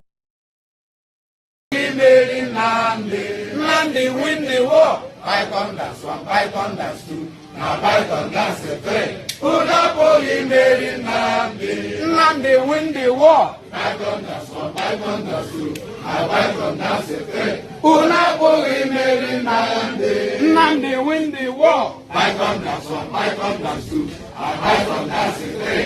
Unapoli made Nandi. Nandi win the war. Python dance one, Python dance two. Was carried out in Togo on January 13, 1963, it marked the beginning of unnecessary military interventions in the region. Exactly 3 years later, on January 15, 1966, Nigeria would experience its own first military coup just 5 years and 3 months after independence and less than 3 years after becoming a republic. However, analyzing Nigeria's first coup is very challenging, that one has to go back to the political situation in the First Republic to understand the reasons for the coup. In this insight story of Nigeria's first military coup, we shall take a look at how the coup happened. Who led the coup? Was it an Igbo coup? And of course, the aftermath of Nigeria's first military coup of January 15th, 1966.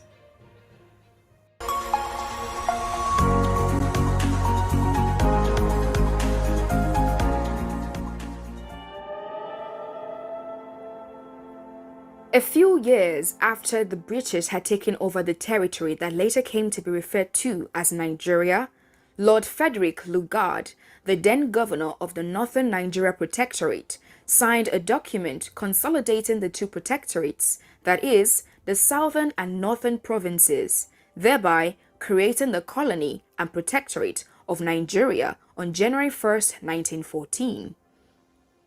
The British had only one thing in mind while carrying out the amalgamation: for economic reasons and administrative convenience, thus making the union a sham, so to speak.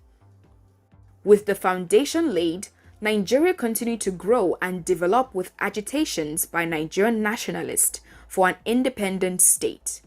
In response to the growth of Nigerian nationalism and demands for independence, successive constitutions legislated by the British government moved Nigeria towards self-government on a representative and increasingly federal basis. In 1954, the colony became the Autonomous Federation of Nigeria.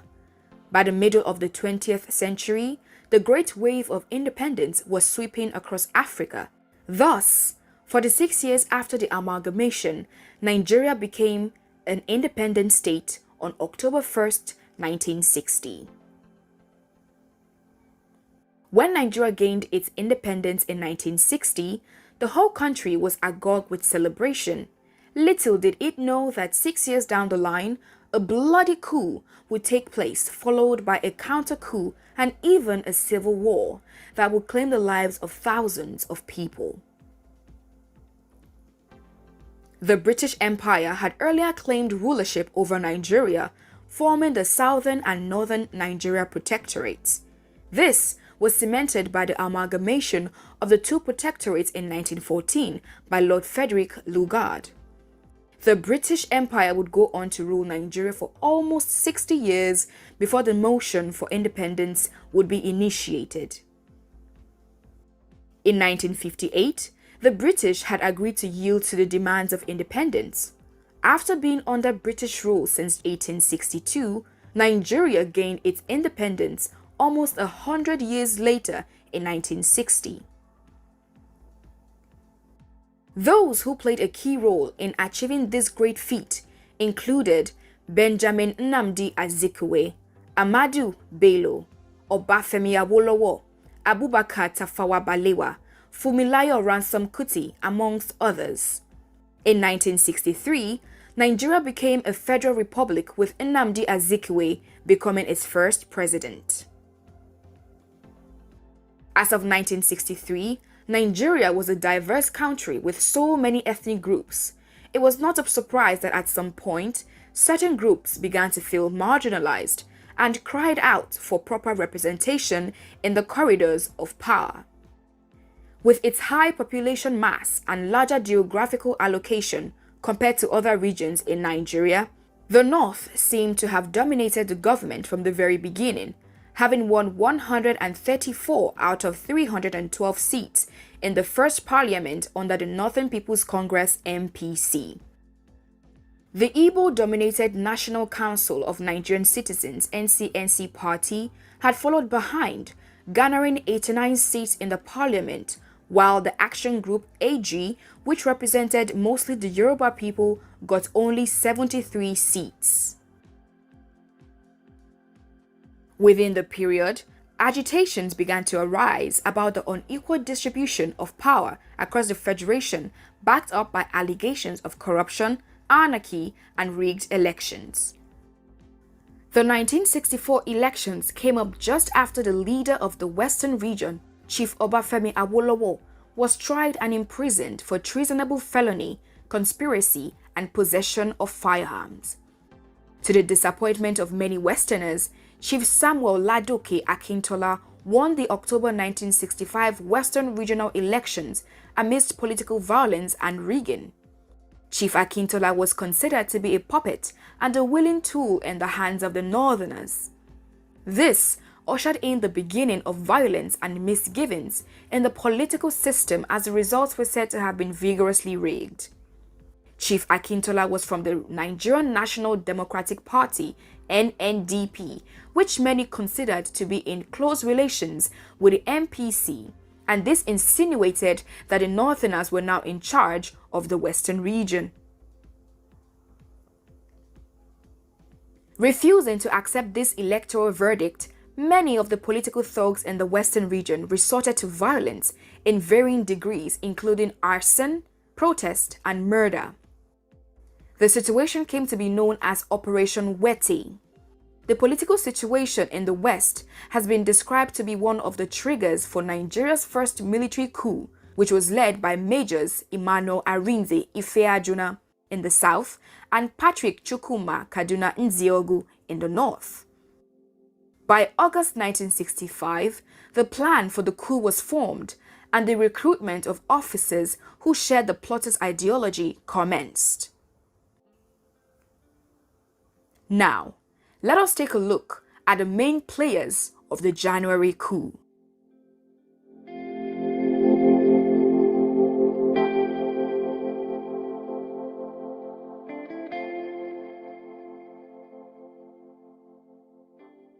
Although there had been rumors of a coup in the wake of the mayhem ongoing in the Western region, nothing significant happened until the cold morning of January 15, 1966.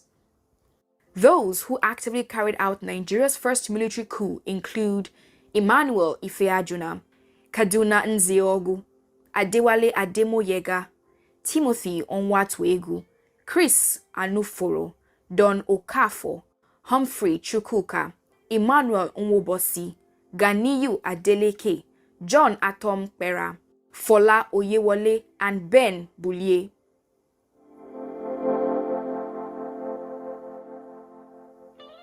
One persistent myth is that Nigeria's first military coup was led by 5 Igbo majors. The "we were 5 in number" comment by Kaduna Nziogu, made in an interview in May 1967 after the coup, is the source of this myth. The 5 majors myth was later perpetuated by Captain Ben Bulie's book on the coup, Nigeria's 5 Majors, which he admittedly based on a BBC play of the same name. Nziogu's infamous "we were 5 in number" remark made no mention of the rank of the 5. He was simply referring to the coup's 5 designated strategic regional commanders. In fact, 9 majors were originally scheduled to take part in the coup. Majors Nziogu, Ifeajuna, Ademoyega, Okafor, Anuforo, Chukwuka, Obienu, Onwatuegu, and Chude Soki. Shortly before the coup in January, Chude Soki was posted abroad.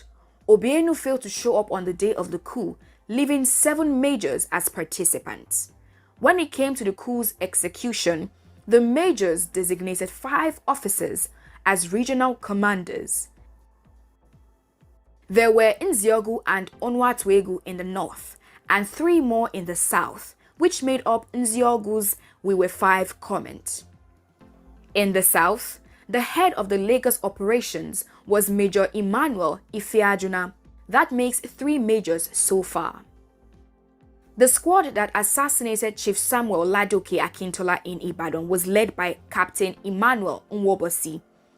That brings us to 4, 3 majors and 1 captain. There was no coup in the Midwest because no military formation was stationed there. Lieutenant Jerome Oguchi, however, was dispatched to the east to arrest the premier of the eastern region, Michael Okpara. The identity of the 5th member is the most difficult to determine. Majors Don Okafor and Adewale Ademoyega were given a lot of responsibility for the Lagos branch of the coup, and one of these 2 men was most likely the 5th commander. Or it could have been Oguchi himself.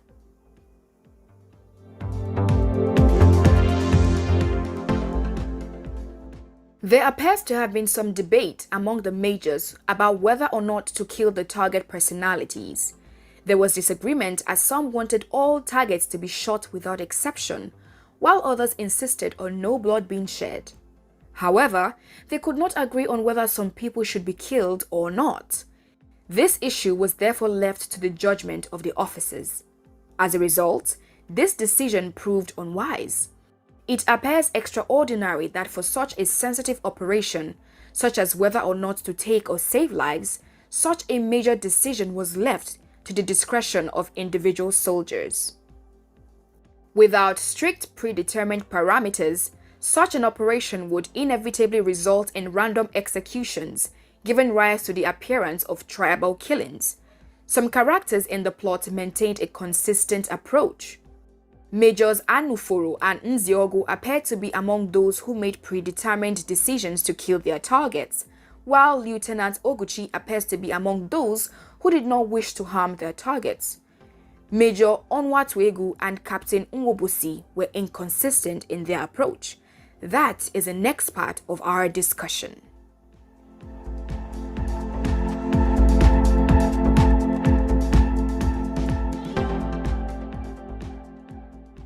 In the early hours of January 15, 1966, in Kaduna, Major Kaduna Nziogu, just like every other night, led his soldiers on the exercise Damisa, a few meters to the lodge of the Premier of the Northern Region, Sir Amadu Bello.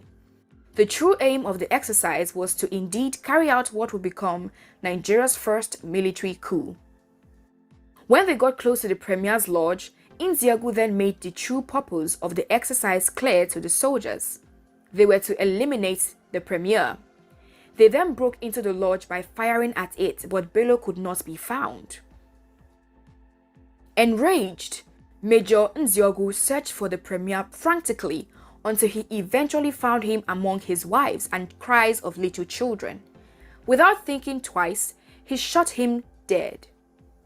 Other casualties in this exercise were one of Bello's wives and a loyal bodyguard who both tried to shield the Premier from gunfire.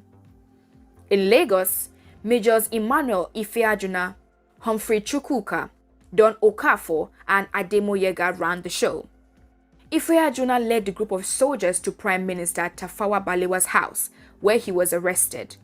Although it was not in their original plan to kill the Prime Minister, Balewa was shot and killed when it became apparent that the coup had failed. Ifeajuna also carried out the killing of Lieutenant Colonel Abogo Lagima, who was the commander of the 4th Battalion in Ibadan. Lagima had been a guest at a hotel in Ikoyi when he was lured out of his hotel room to the lobby, where he was gunned down by the major.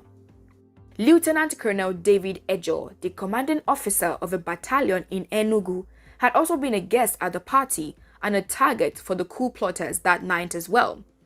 but he narrowly escaped death by a last-minute change of hotel room from the one initially booked for him. On the night of the coup, a party was being held in honor of Brigadier Mai Malari. Some other senior officers in the army were in attendance. Lieutenant Colonel James Yakubu Pam was abducted in the presence of his wife and children and killed shortly after by Major Chris Anuforo.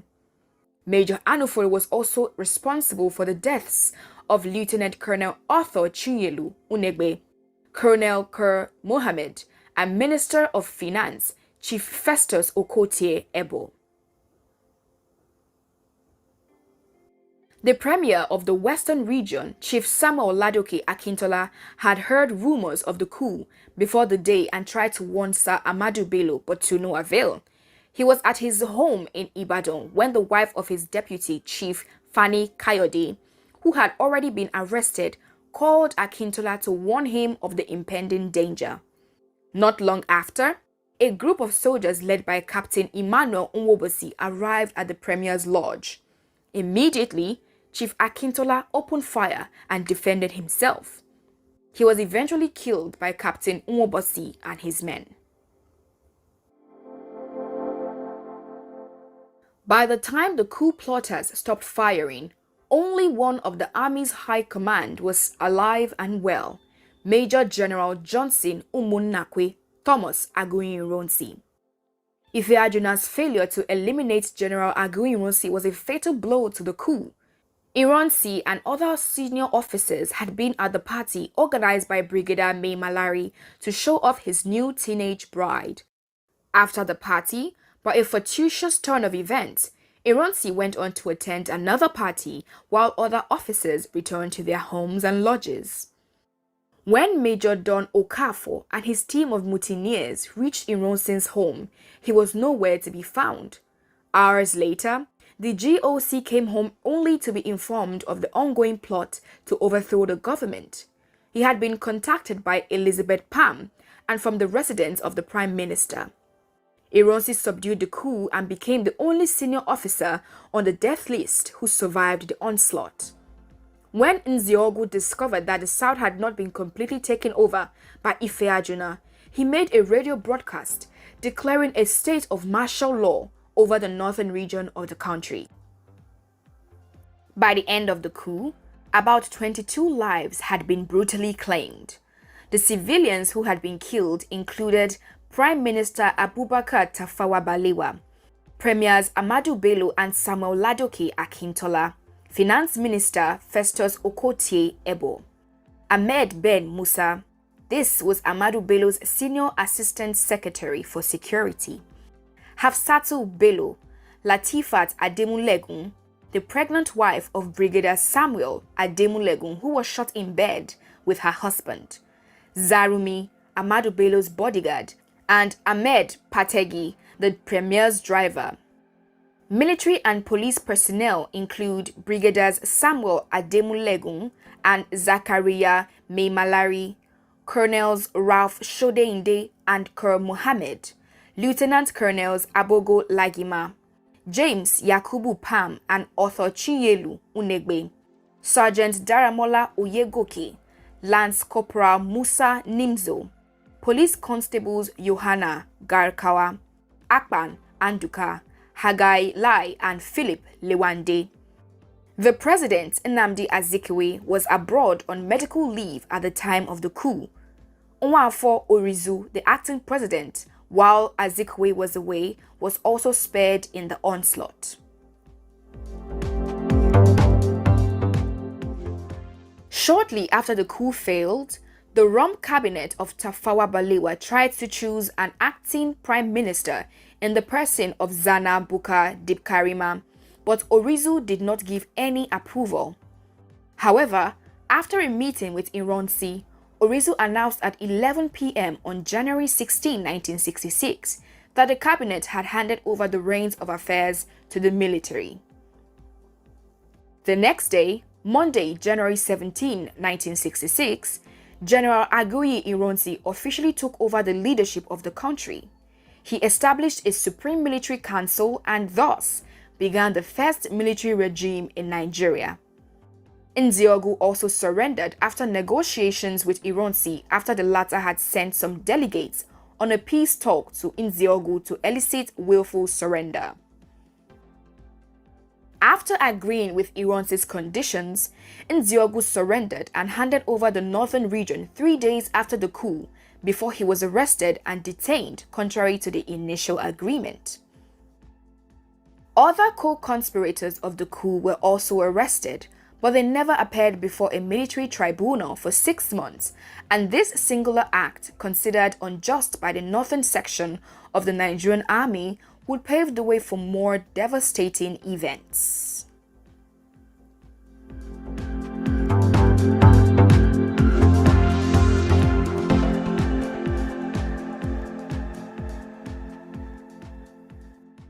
Since 1966, Major Kaduna Nzeogwu has been hyped as the leader of Nigeria's first military coup.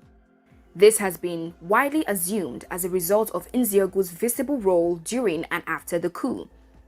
The Major was the only one who was able to carry out the coup successfully in his chosen target region.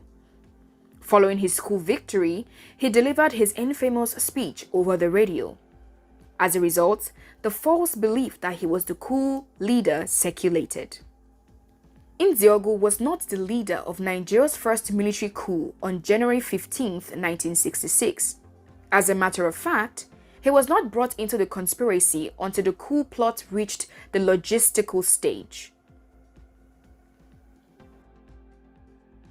Major Emmanuel Ifeajuna was no doubt the brain behind the coup. He was an Onitsha-born Igbo who served as brigade major in Lagos. He was a well-known international athlete who held the Commonwealth record for high jumping.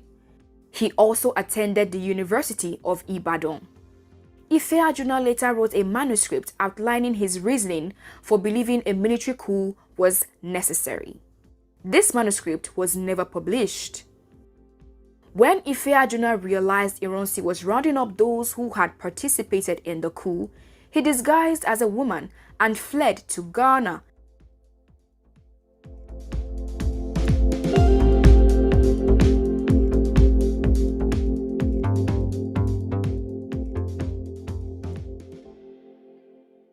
Some argue that Nzeogwu's involvement in the January 1966 coup was part of a grand Igbo plan to dominate the country.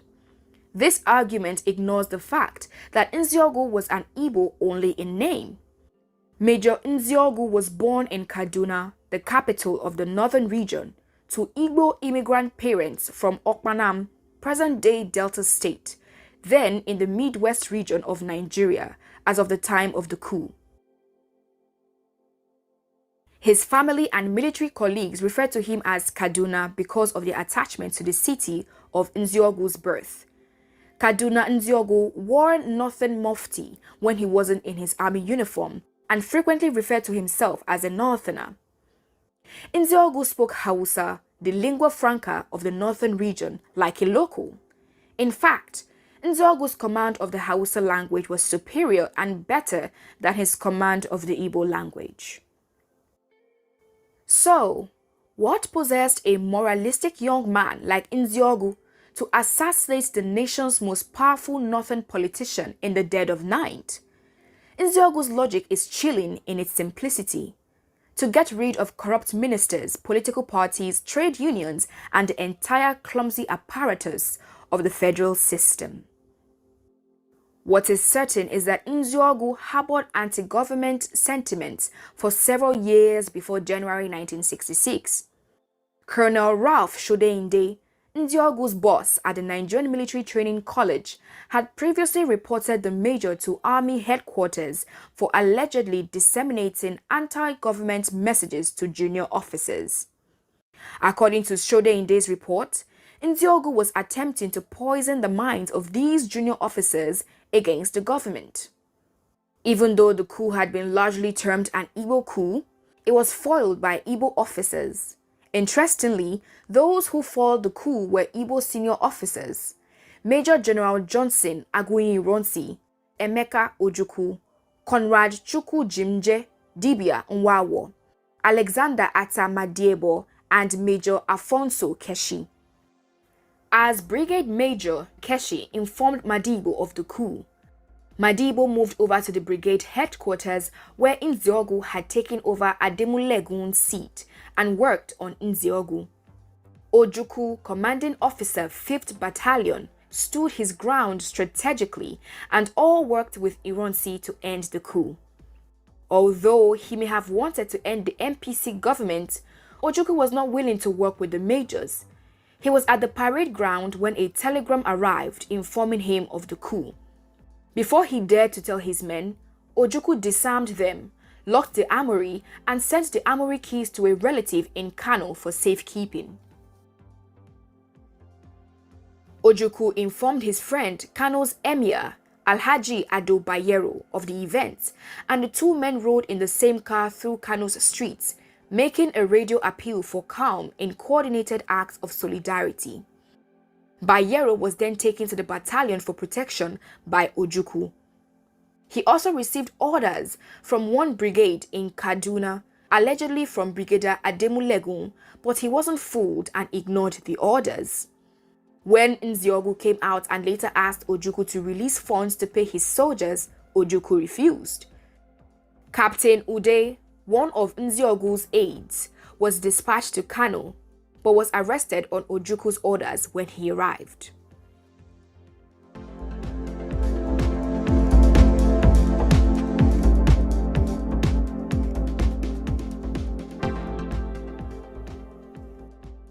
Brigaders Johnson Aguiyi-Ironsi, Samuel Ademulegun, Babafemi Ogundipe, and Zachariah Maimalari were the foremost senior officers of Nigerian origin before indigenous soldiers took control of the army. When it was announced that the British soldiers would soon leave the country, it became clear that the experienced trioka of Ironsi, Ademulegun, and Ogundipe were the prime candidates for the position of Grand Officer Commanding, GOC, of the Nigerian Army. Of the three brigaders, Aguiyi-Ironsi was the most decorated. He was a tall, physically imposing man who appeared to be a soldier, but was easygoing and spoke in a slow, measured tone. Ironsi was regarded as the best soldier of his generation, capable of commanding a United Nations peacekeeping force in the Congo, which he did twice, the first African to do so. While in the Congo, Ironsi took the rank of Major General, but when he returned to Nigeria, he reverted to Brigadier. Brigadier Samuel Ademulegun was the most controversial of the brigaders. He was a disciplined officer. While he was recognized as a first-class soldier, he was unpopular in the army, particularly among junior officers.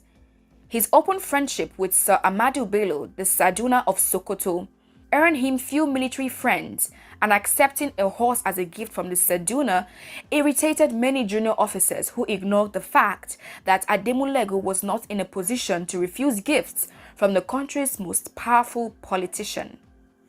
Ademulegun ironically believed that his political connections would land him in the position of GOC, and as a result, when he did not get the job, he became envious of the new GOC and was not shy about pointing out the shortcomings of the man chosen ahead of him.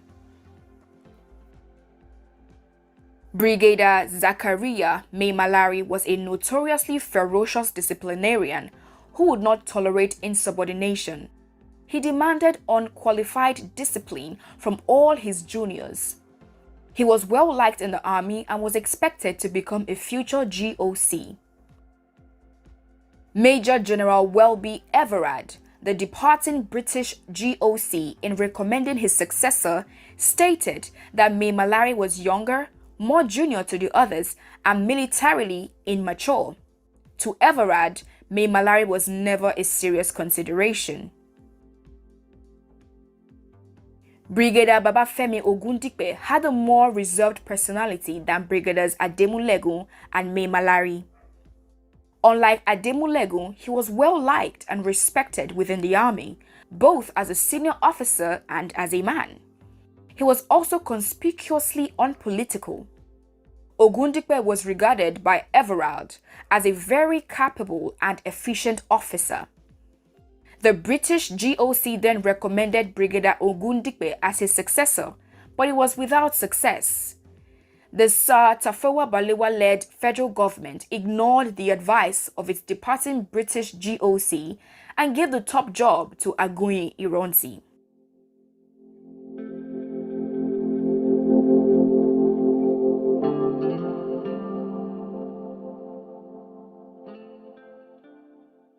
The failure of the majors to arrest or kill Aguiyi Ironsi has led some to believe that he was involved in or was at the very least aware of the coup plot. Ironsi and other senior officers had become concerned about the possibility of a junior officer's coup in the weeks leading up to the coup. These concerns were relayed to the Prime Minister, who either ignored them or chose not to act in response. As a result, Aguiyi Ironsi was either in on the plot and an ally of the majors, or he was on the majors' hit list but managed to escape due to information provided by Igbo participants within the coup circle.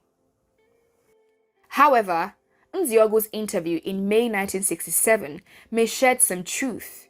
He had said in the interview with Dennis Ejindu that Aguiyi Ironsi was to have been shot, but that they were not ruthless enough. Thus, Ironsi and his loyalists were able to supplant them. If Ironsi was part of the coup plot, why would the majors plan to kill him?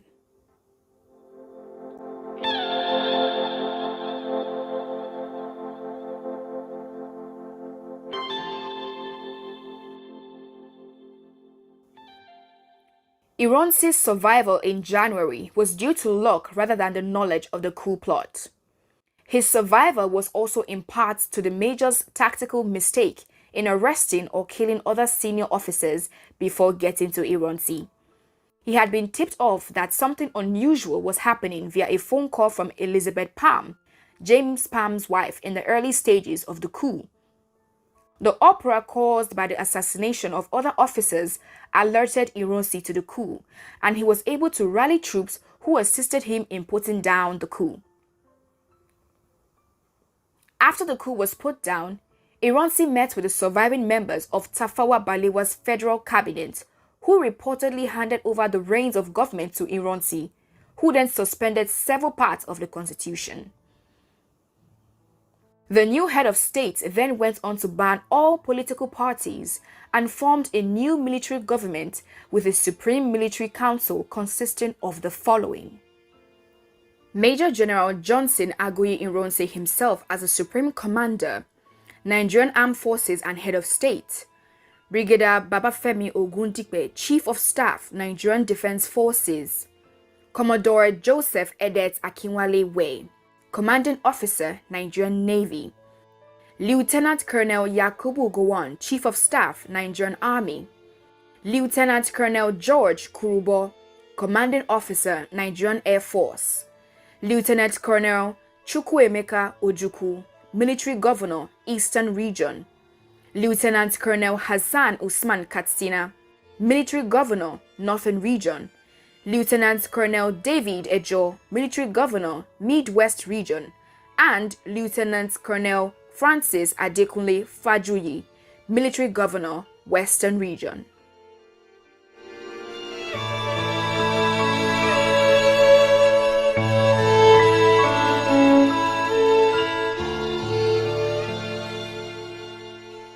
Nigeria's first military coup on January 15, 1966, opened the door to a series of other coups and calamitous events, like the Northern counter-coup of July 1966 and the Nigerian Civil War a year later in 1967. General Yakubu Gowon, the head of state, who succeeded Ironsi, set up policies for nation-building after the war. The National Youth Service Corps program was born out of this purpose in 1973 to unite Nigeria again. However, Gowon was overthrown in a bloodless coup that saw Brigadier Murtala Muhammad take over as a new Nigerian head of state. Muhammad himself would be assassinated in an abortive coup on February 13, 1976, which then saw the emergence of another head of state, General Olusegun Obasanjo, in a space of just 200 days. Obasanjo's regime paved the way for the Second Republic. The political ban which had been earlier placed was lifted and new elections were conducted. Alhaji Shehu Aliyu Usman Shagari emerged as the winner and became Nigeria's first executive president on October 1st, 1979. After ruling for 4 years and 3 months, the Shagari administration was ended prematurely by another military coup. This time, Major General Muhammadu Buhari emerged as the next head of state. This would be the beginning of 16 years of consecutive military rule in Nigeria.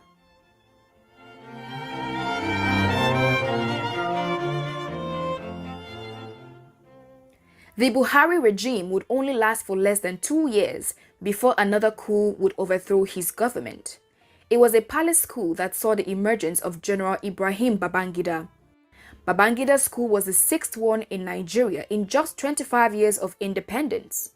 Interrupted by the failed Gideon Orka coup of April 22, 1990, Babangida would go on to rule Nigeria for 8 years until he handed over to an interim national government on August 26, 1993.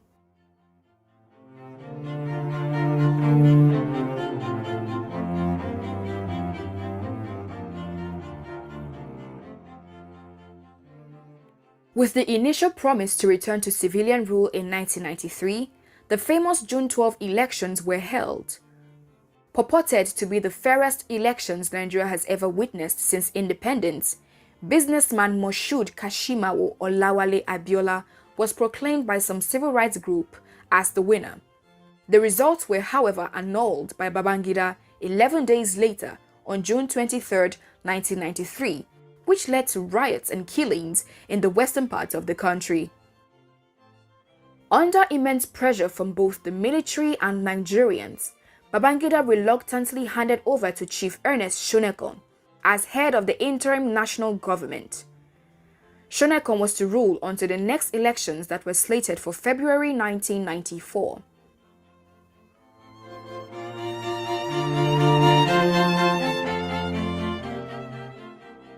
But Nigeria's military rule was not yet over.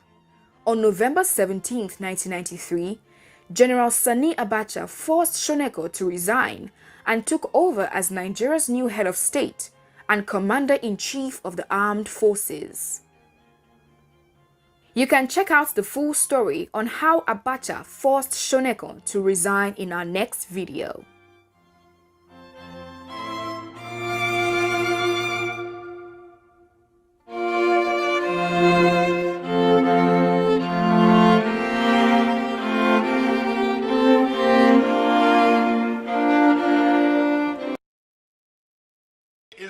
Is under assault.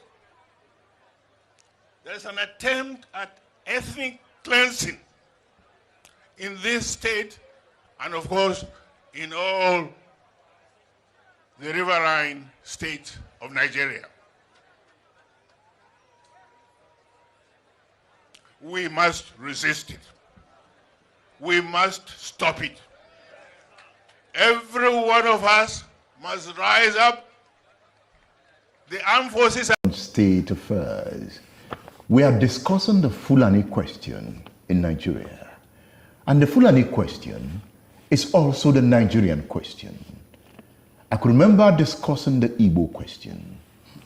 As you discuss whatever question, other names come into the picture.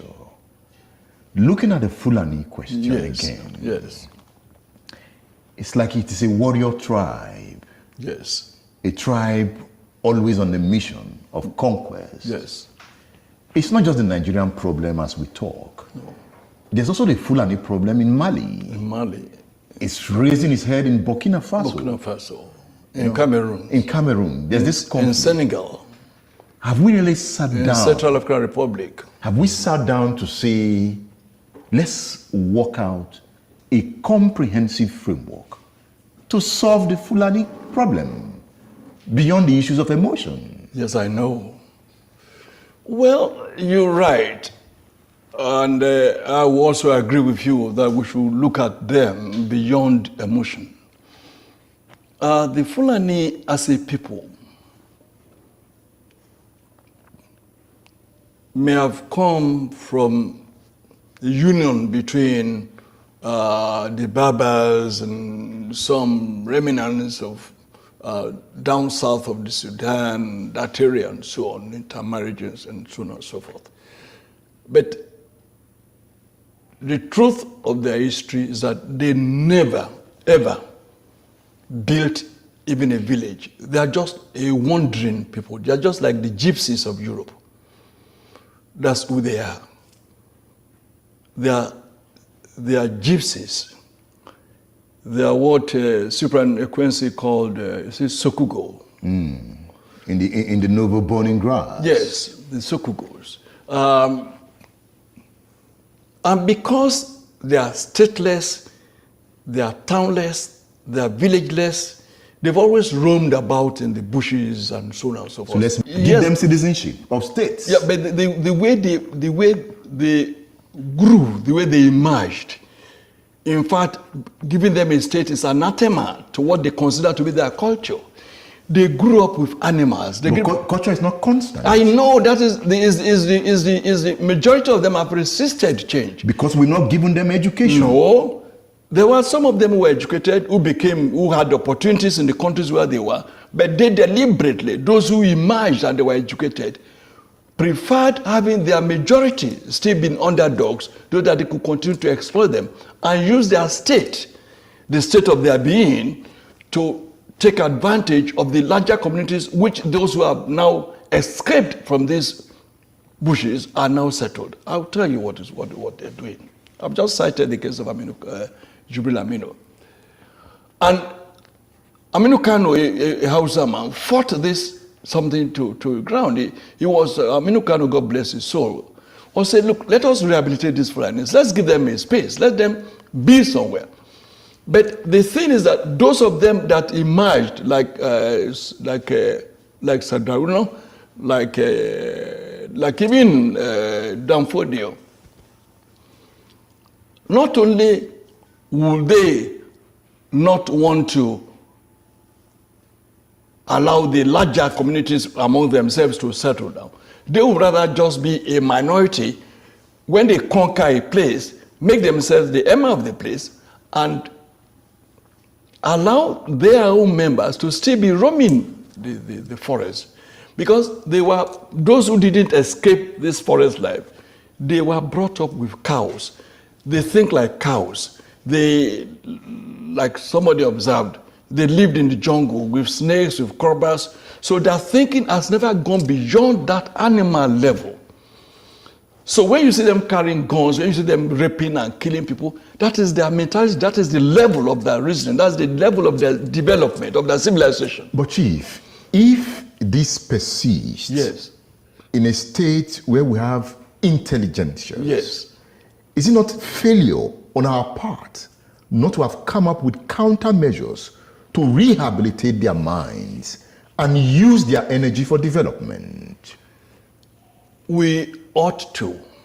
We should have. That was why Awolowo wanted to be president of the whole of the country, so I could spread the kind of civilization he brought to the Western region, which Zik also brought to the Eastern region. Which Ahmadu Bello tried to bring to the Northern region. Which Ahmadu Bello tried to bring to the Northern region. But they resisted. Ahmadu Bello tried, but Ahmadu Bello still preferred the Fulani dictating the pace everywhere, even in the north, which was not the case in the south. When Awolowo brought Western education to the west, it did not discriminate between the Yoruba or the Edo or the Ijaw in Western region. Azikwe or Okpara did not discriminate between the Igbo or the Kalabari or the Efik or the Anang or the Ijaw in the Eastern region at that time. Unlike the case of Ahmadu Bello, what he did was to ensure that he created fiefdoms. He created fiefdoms and made sure that the owners of such nationalities were were brought under. And so they could not influence the global picture, even of the other region, which ought to have been. Even the colonialists could not influence the social structures of the North. Because they didn't, exactly, now you are talking, they did not allow it.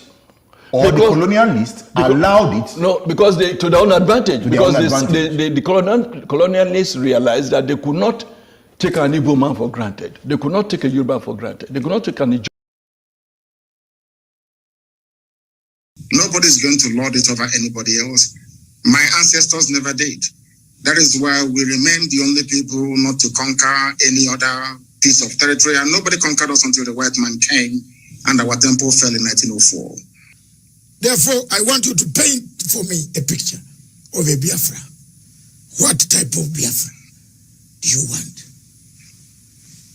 The type of Biafra I want is the Biafra of my ancestors, the land of the free, where people are allowed to pursue their daily endeavors without interference from any higher authority, where individual and collective autonomy of every component, ethnic, nationality within Biafra will be guaranteed, not just by law, but by virtue of our existence as dignified human beings. A Biafra that will be demilitarized, a Biafra that will be forward-looking, innovative, creative, run on clean, green energy, not reliant on gas or petrol. A Biafra where the police will not bear any arms. A Biafra where people can live and die and you will not see an armed soldier anywhere around you. A genuine republic, a land belonging to the people. We are going to cement this in the way we structure our society. A Biafra that will attract inward investment. A Biafra that will consider every necessity of life as being a human right. Not just in words, but in deed.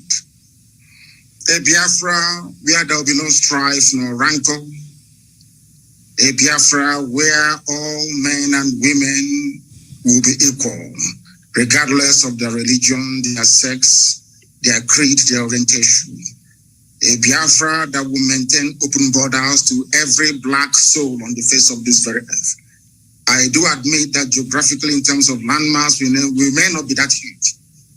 The Biafra will operate, or should I say, run an open door policy. Every black person on the face of this earth will be an honorary citizen of Biafra, as long as you're not tainted by terrorism. That is the type of Biafra we want to run. A Biafra where Europeans will sit back and say, we never knew that such innovation and creativity will be possible. A Biafra that, should I say, the likes of Rwanda is a forerunner to, because today they are doing very well as well. That is the type of nation we are going to build. A truly democratic nation, not through the force of arms, but through dialogue and negotiations at all times. Nobody is going to lord it over anybody else.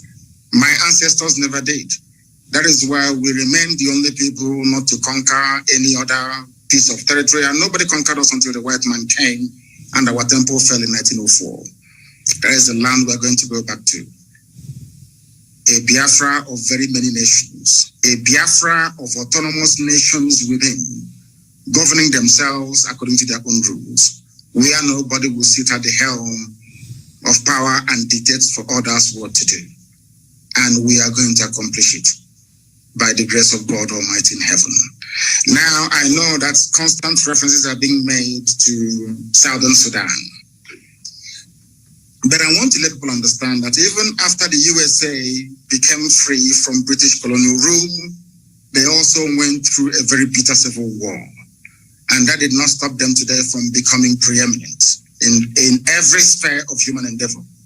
Militarily, economically, socially, in every way. So I do believe very strongly that Southern Sudan will rise up to be strong once again. All these are teething problems. You also mentioned the issue of factionalism.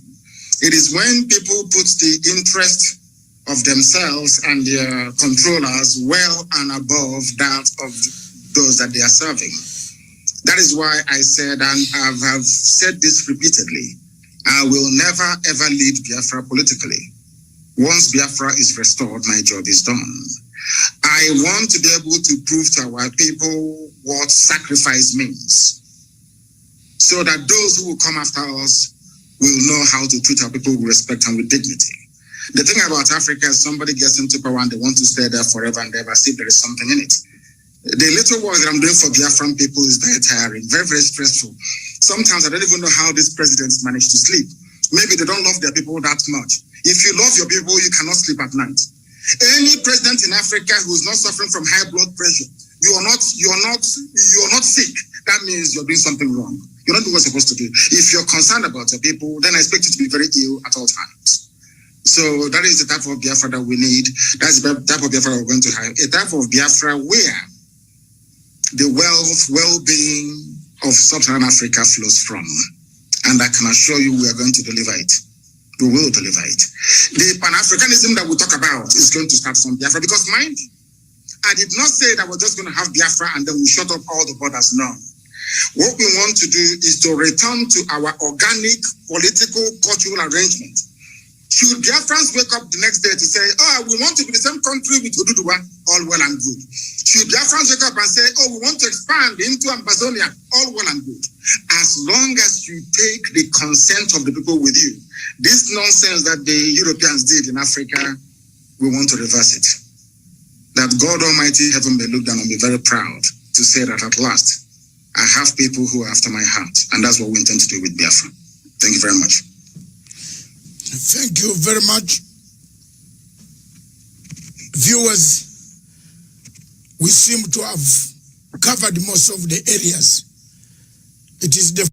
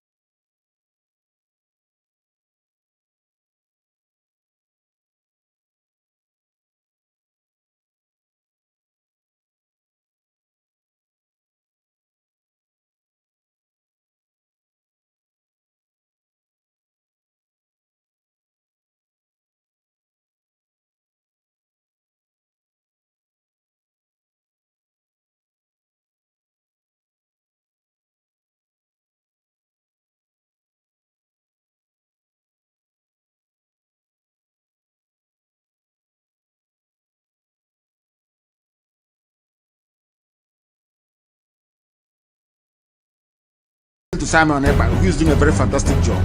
Very great job that Simon Ekpa is doing. Very, very, absolutely fantastic job that he's doing. You must listen to him and share his videos accordingly. Very, very important. He is bringing a new dimension to this very awareness that we are making, and you must listen to him. Very, very important.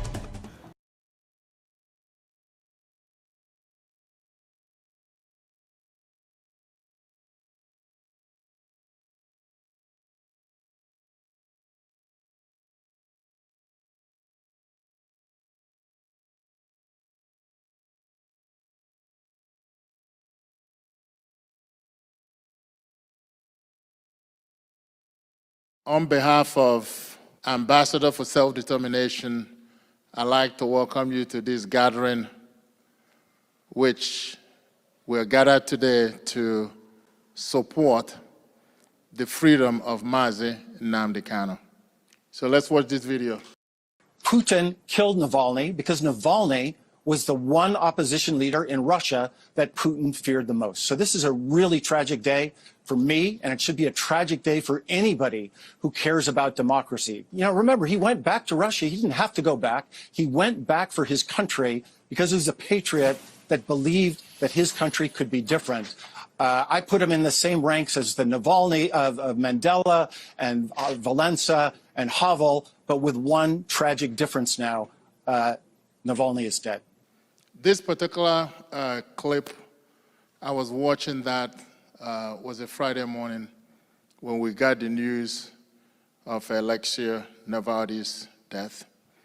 And obviously, the thing that came to mind, I didn't know much about Alexei, but this says it all, because he was under Vladimir Putin's thumb.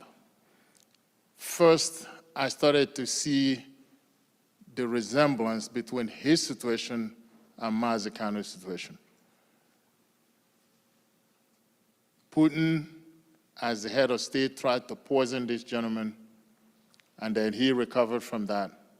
The Nigerian government tried to kill Mazi Nnamdi Kanu, and he survived and escaped. Navalny returned to Russia. He was immediately arrested and put in jail, solitary confinement. Mazi Nnamdi Kanu was minding his own business in Kenya when he was illegally abducted, renditioned to Nigeria, and put in jail, solitary confinement. Same situation. Anybody that cares about democracy, the first thing that comes to mind is not to let Mazi Nnamdi Kanu's fate become what we just saw. And that's what got me excited.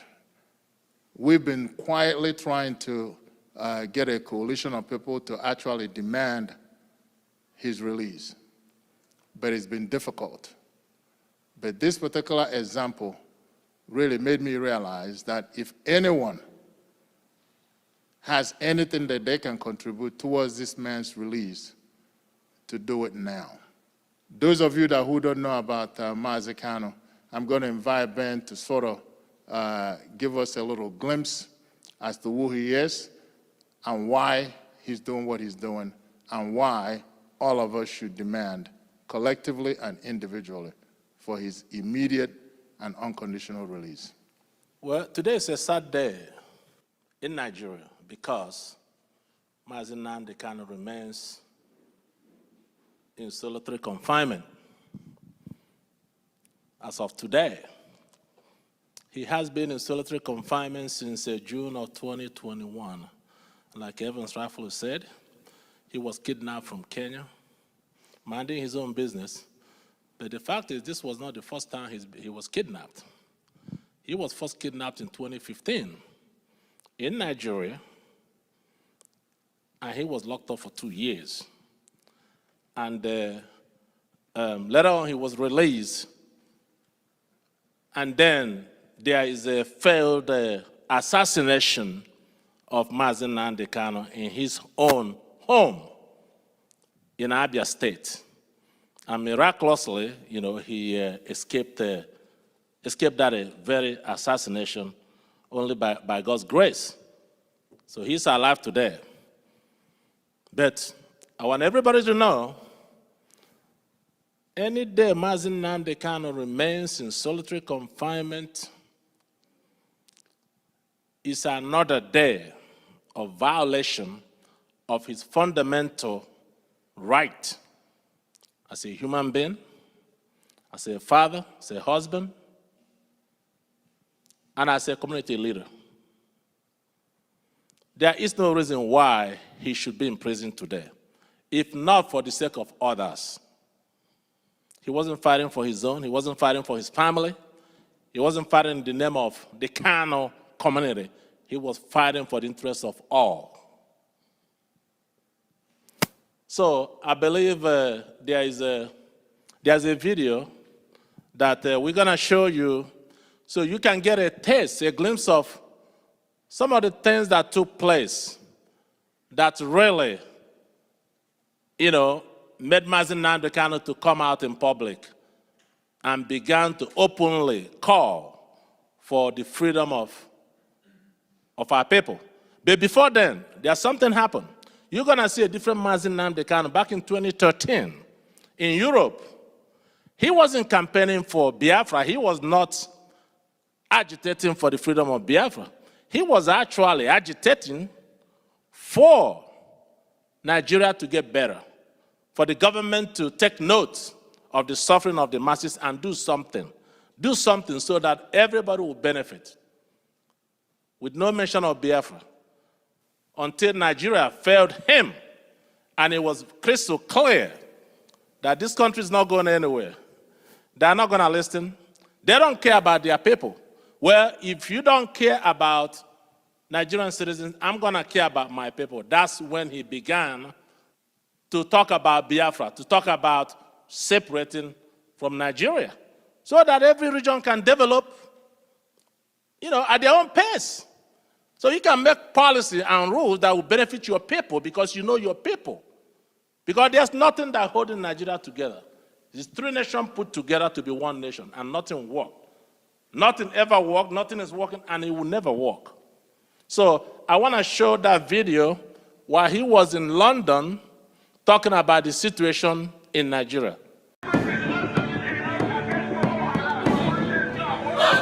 reason why we're here today is to protest the killing of innocent women and children. Those of us in the UK are determined to work with the government for peace. We are determined to work with the international community for peace. But one thing we cannot stomach is a repeat of 1966. What is happening today in Nigeria was the reason why Nigeria fought a bitter civil war for 3 years between 1967 and 1970. If this continues, there will be another civil war in Nigeria. And this time around, no place will be safe in Nigeria. This time around, nobody will be safe in Nigeria. So it is imperative that everybody who has the interest of the country at heart acts now and immediately to stop this nonsense from continuing. The Nigerian government has its own way of dealing with peaceful gatherings it doesn't like. The day began with a gathering of people come to pray for the release from prison of one of their leaders.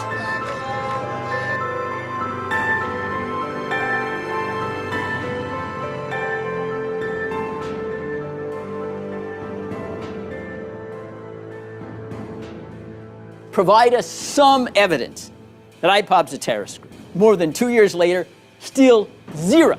You can't make free speech and freedom of association terrorism. Every single day that he languishes in that solitary confinement is another crime against humanity.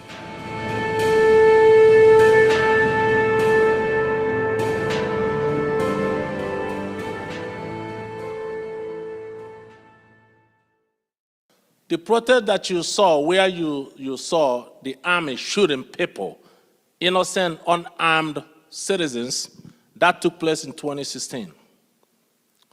Okay, our people came together, as they have done several years before, okay, to honor their fallen heroes, those that fell in the Biafran Nigerian Civil War of 1967 through 1970. So they gathered, this is a high school. They were not on the street protesting. No. They were not in front of the House of Assembly with placard protesting. No. They were not marching or causing insurrection anywhere. No. They were in a particular place. You have to go through a gate to come into the school premises. That's where they gathered. And that's where the combined forces of Nigerian Army, Air Force, Navy, DSS came in there, took a combat position on the ground, and opened a live ammunition. And at the end of the day, they murdered over 150 young men and women. 150 young men and women. And this was reported by Amnesty International. It was all over the globe. And to make matters worse, they took their body and dumped them in a mass grave where they poured acid on these children so they become irrecognizable. So how could somebody tell me or convince anybody that this is a viable nation that would work for everyone? These are the atrocities that led to the debut of the person of Mazi Nnamdi Kanu that you hear today. And this young man requested for things to get better, build schools, build roads and bridges, build hospitals, so that our women will have a place they can go and receive a proper medical attention. Build recreational centers, build factories. So as young men and women are graduating from school, they have a place where they can be gainfully employed. They don't want to do any of this. But this country will spend money from the oil revenue to import terrorists from all over the world. Right now, there are more than 5 terrorist groups that operate in the country today. Ansaru is in Nigeria. El-Shabaab is in Nigeria. Mieti Allah operates in Nigeria. Fulani bandits operate in Nigeria. Fulani herders that have been named the 4th deadliest terrorist group in the world by the Global Terrorist Watch of West Africa. These terrorist groups operate in Nigeria. And the government of Nigeria provides an enabling environment for them to thrive, for them to do their bidding. They provide them with logistics, money, arms, and then they send them to the eastern region of Nigeria to kill my people and to destabilize the region. That is their goal. And that's exactly what they're doing now. These are the things that brought out Mazi Nnamdi Kanu. If the country was working, you may not know who Mazi Nnamdi Kanu is. It wasn't working. And it's never going to work. Not the way the country is presently constituted. When he was out, people say you're calling for war, you want to war, you're causing problem. You know, he said, no. I'm not causing problem. I'm just asking our government, the government, to do the right thing by the people. So I'm going to stop here, and you can hear his goals and aspiration. You're not talking about a federation when you say a confederation. You're not talking about a federation as part of Nigeria. You're talking about total independence. Absolute independence. Complete independence. Now, is there anything that can happen that will make you change your mind about this particular direction? No. So it is either Biafra or nothing else? Or death, yes. Or death? That's correct. If push comes to shove, yes. Will you go to war? No, because truth is a far more potent and deadlier weapon than bullets and mortars. So truth. No war? You've ruled out the... Absolutely, I'm not with war. No war.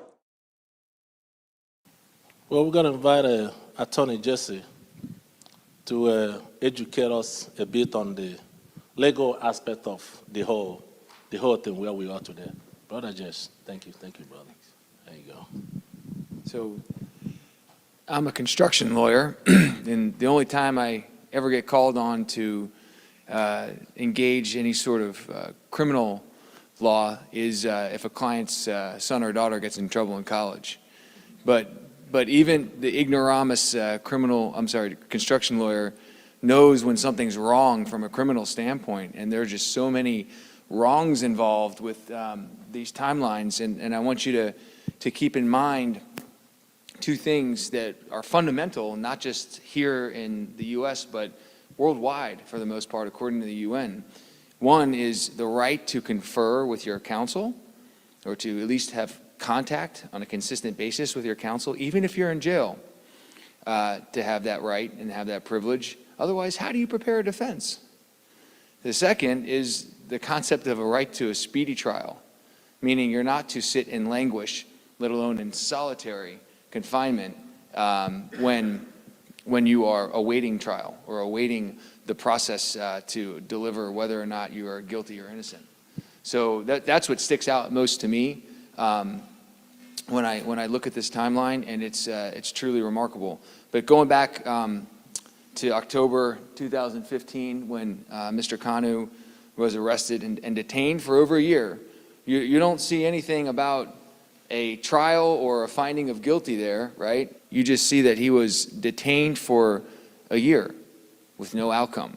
Well, I guess he made bail in April of 2017 and was released, only to be have his home invaded, has been said, in a government failed assassination attempt. So then the process was to kidnap him and torture him for 8 days and then hand him over to the Nigerian government. So here we are, some sort of accusations starting in October of 15, and then we're in June of 2021, 6 years later. Yes, we are all good. We are all good. All right, I have to then welcome Biafrans who are watching now, waiting eagerly for this. So I'm still seeing. All right, thank you very much, Biafrans. Welcome back to the cabinet meeting. Our closed door meeting have just ended, and now we are back again. And I will invite the Minister of Finance of the Biafra Republic Government in Exile and the Homeland, Honorable Oge Nkere, to give us update on the finance, on the issue of finance. Oge, over to you, please. Honorable Oge, over to you. Thank you. Thank you, His Excellency Mazi Simon Ekpa, the Prime Minister of the Biafra Republic Government in Exile, and all the wonderful honorable ministers. And thank you all Biafrans that are watching, patiently waiting until we join you guys back and wish we are here. Biafran people, we all know why we embark in this journey. It's for the freedom of our people. Freedom is not given. Freedom is taken. And we as human beings, we all know that every day, for those that can work, for those that can make their daily earning to be able to sustain the activity of day by day, to provide what they will eat for their family.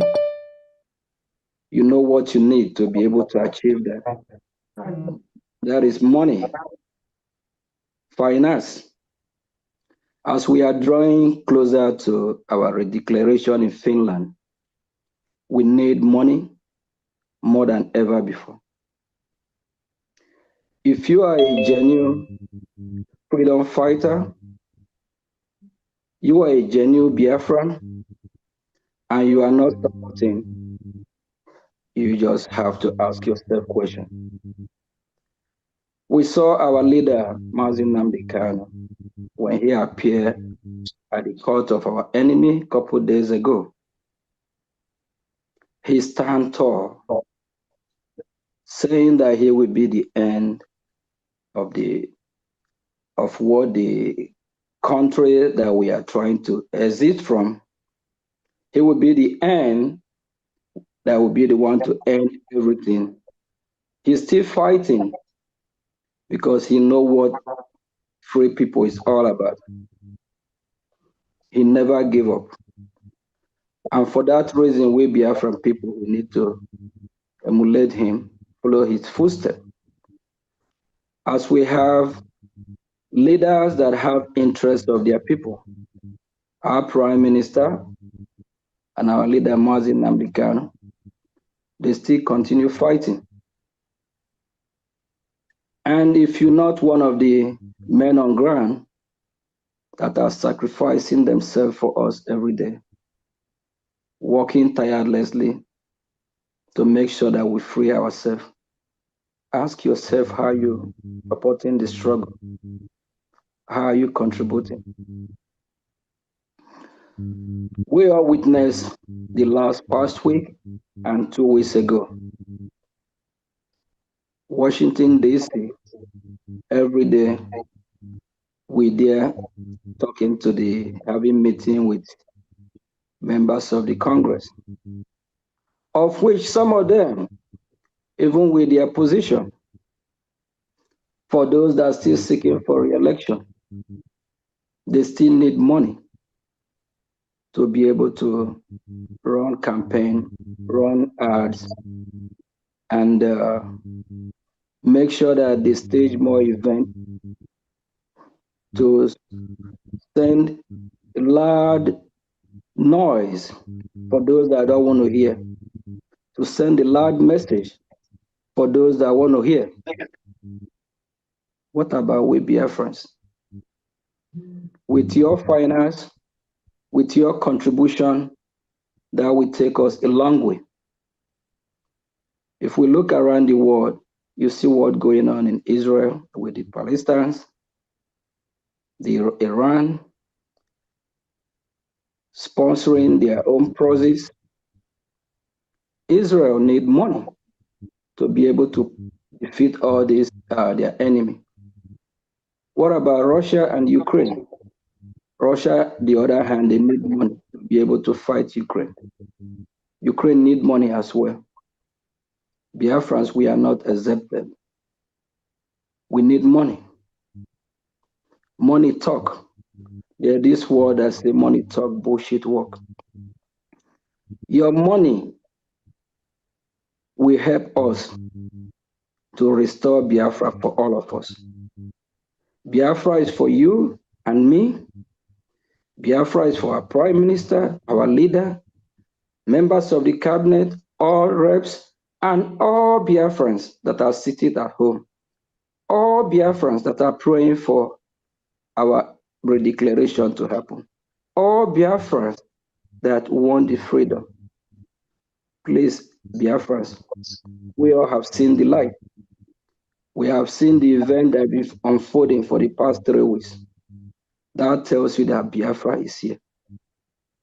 If you're not saying it, I don't know what you're saying. If you don't even hear, please ask your neighbor what is going on. Please, Biafrans, we need every Biafran more than now, more than ever before. We have less than 2.5 months to redeclare Biafra. This is what we'll be asking our creator, Chukwu Kikabiam, for a long time. When will Biafra be restored? When will Biafra come? Now is the time. So what are we doing? Please kindly support financially. If you believe in what we are doing, even if you don't, but with the event that is unfolding, I believe that will convince you to let you know that it's time for us. All right, thank you. Thank you so much. That's 2-3 minutes, almost 4 minutes. Thank you so much. Yeah, please, the minute matters. That's okay. Thank you so much. That's our Honorable Minister of Finance. Please, everybody, just, I mean, he's so passionate. What can we do without our Honorable Minister of Finance? He's been representing us in so many grounds that has not been worked on before. Honorable Oge, okay, we thank you so much for what you are doing and devoting your time. We saw you when you were in Florida, when we could not get anybody in Florida to go and represent the government from our lobbies. Our lobbyist is here, and in a minute we're gonna allow him to talk. Our Honorable Minister Oge flew all the way from Maryland to go to Florida to represent Biafra Republic government with the Trump Foundation. These are some of the things. It's not just easy to say, we want our country, we want Biafra. But when you are called upon to move, can you move? Can you move? Those are some of the things that I know Honorable Minister Oge has done. And we are really, really very grateful for what he's doing for us and representing us, representing the government. Thank you so much. we go to the next person, Briggy Park Director Ifato. 2 minutes for the Biafra political directors. Update on that, please. 2 minutes. Ifato, the Briggy Park Director. Please go ahead, please. Thank you so much. Please, we have Ifatu should be close. We have Ifatu can give us update after we may have finished. It's supposed to be on a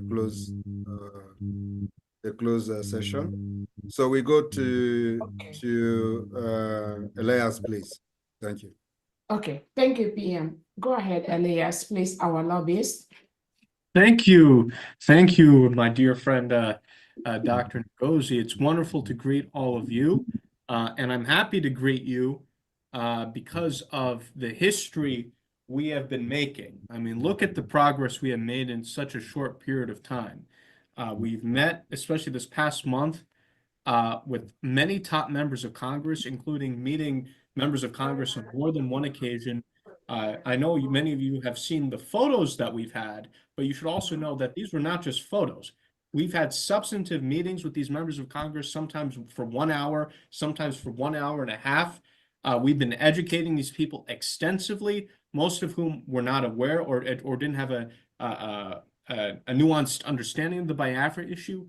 Now they understand the Biafra issue. They want to do things to support us. We had 2 meetings with Speaker of the House of Representatives, and to encapsulate the importance of this, the Speaker of the House is the 3rd most important person in the United States government, behind the President of the United States, the Vice President. So not just one of the most powerful people in the United States, but in the world.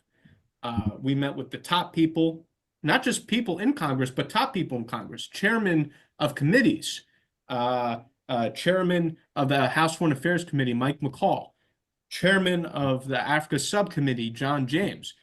We even had a nice exchange with chairman of Judiciary, Jim Jordan, prominent personalities like Senator Ted Cruz. And so we've made enormous progress, and now we're going to be moving from the awareness stage, which we will be continuing because there are 535 members of Congress. And we've been very aggressive in terms of trying to close the information gap. In terms of the meetings we've been having, anyone we've educated has been very sympathetic and supportive to what we've been telling them. The only challenge that we have is the lack of knowledge about Biafra.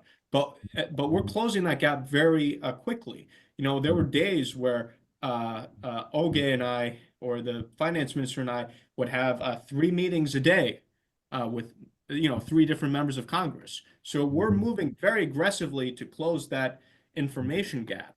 And this is really historic, the level in which we're having these meetings. I mean, frankly, I'm not sure if Tinubu could meet with some of the people we met with, frankly. I don't think he would get his appointment. So I think we should be very proud of all of our ministers. You should be all very proud of yourselves. I mean, every day we're having so much success in DC. I'm punching the zoo in the face every day, and I've been punching them so much now my hand's getting tired. I have to take a little bit of a break this weekend because we've put them on the defense. And we see this. We see this in very practical terms. The Nigerian government is so scared now that they're having their army, reach out to Amnesty International, to ICC.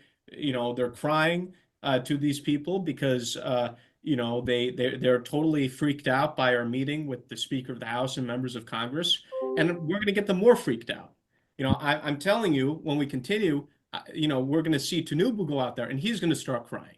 I said this from the beginning, that I'm going to make sure that he starts begging for help. So we're going to continue to press them. We're going to continue to give Zoo blow on a daily basis with our successes here in Washington. And there's some major things that we're doing behind the scenes. We've gotten commitments from members of Congress. I can't go into all the details, but commitments from members of Congress to press the Biafra issue, both with the executive branch and also international bodies like the United Nations.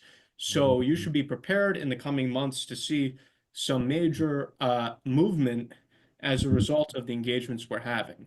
And I just want to say also that the members of our government, we have an amazing team here.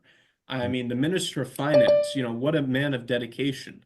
I mean, he's been, having all these meetings with me, coming to DC, taking the time, sometimes for the full day. We have Dr. Ngozi, who, we're working on a daily basis, right? Always having important phone calls. The Prime Minister, who's always working 24 hours a day. I don't even know if he is getting any sleep, So, we just have such an inspirational team that we have here. We're achieving a lot of very significant results. I think we are shocking not just Nigeria, but the world. And this will help us, in terms of getting that momentum when we hit December 2nd and beyond December 2nd. And so I think we should all be very excited. But we're not going to take a break or a rest in our laurels. We've had these great achievements this past month, but we're going to continue to ramp it up, continue to give very deep blows to the zoo on a regular basis. And trust me, you're going to continue to see them panic. You're going to continue to see them do more and more desperate things. And, we're not going to stop until victory is achieved, as I said in the beginning of this journey. So thank you. Again, I always believed that we would make a lot of progress, but even I have been pleasantly surprised about how quickly the progress has come here in Washington. So this has been a fantastic journey. I encourage all of you to follow our activities. Many of these meetings we're posting on X.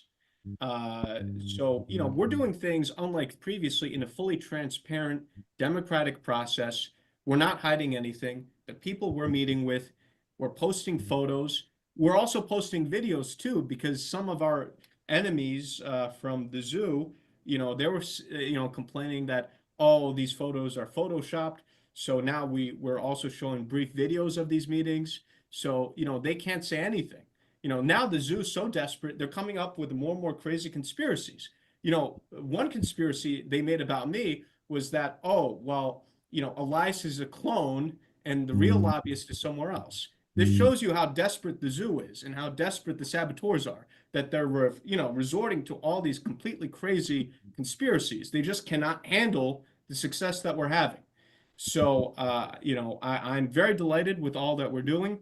I thank you for all that you do, because, you have been supporting our efforts, you, the Biafran people. So thanks again, and I look forward to celebrating more of our successes together in Finland. So thank you, Prime Minister, Your Excellency.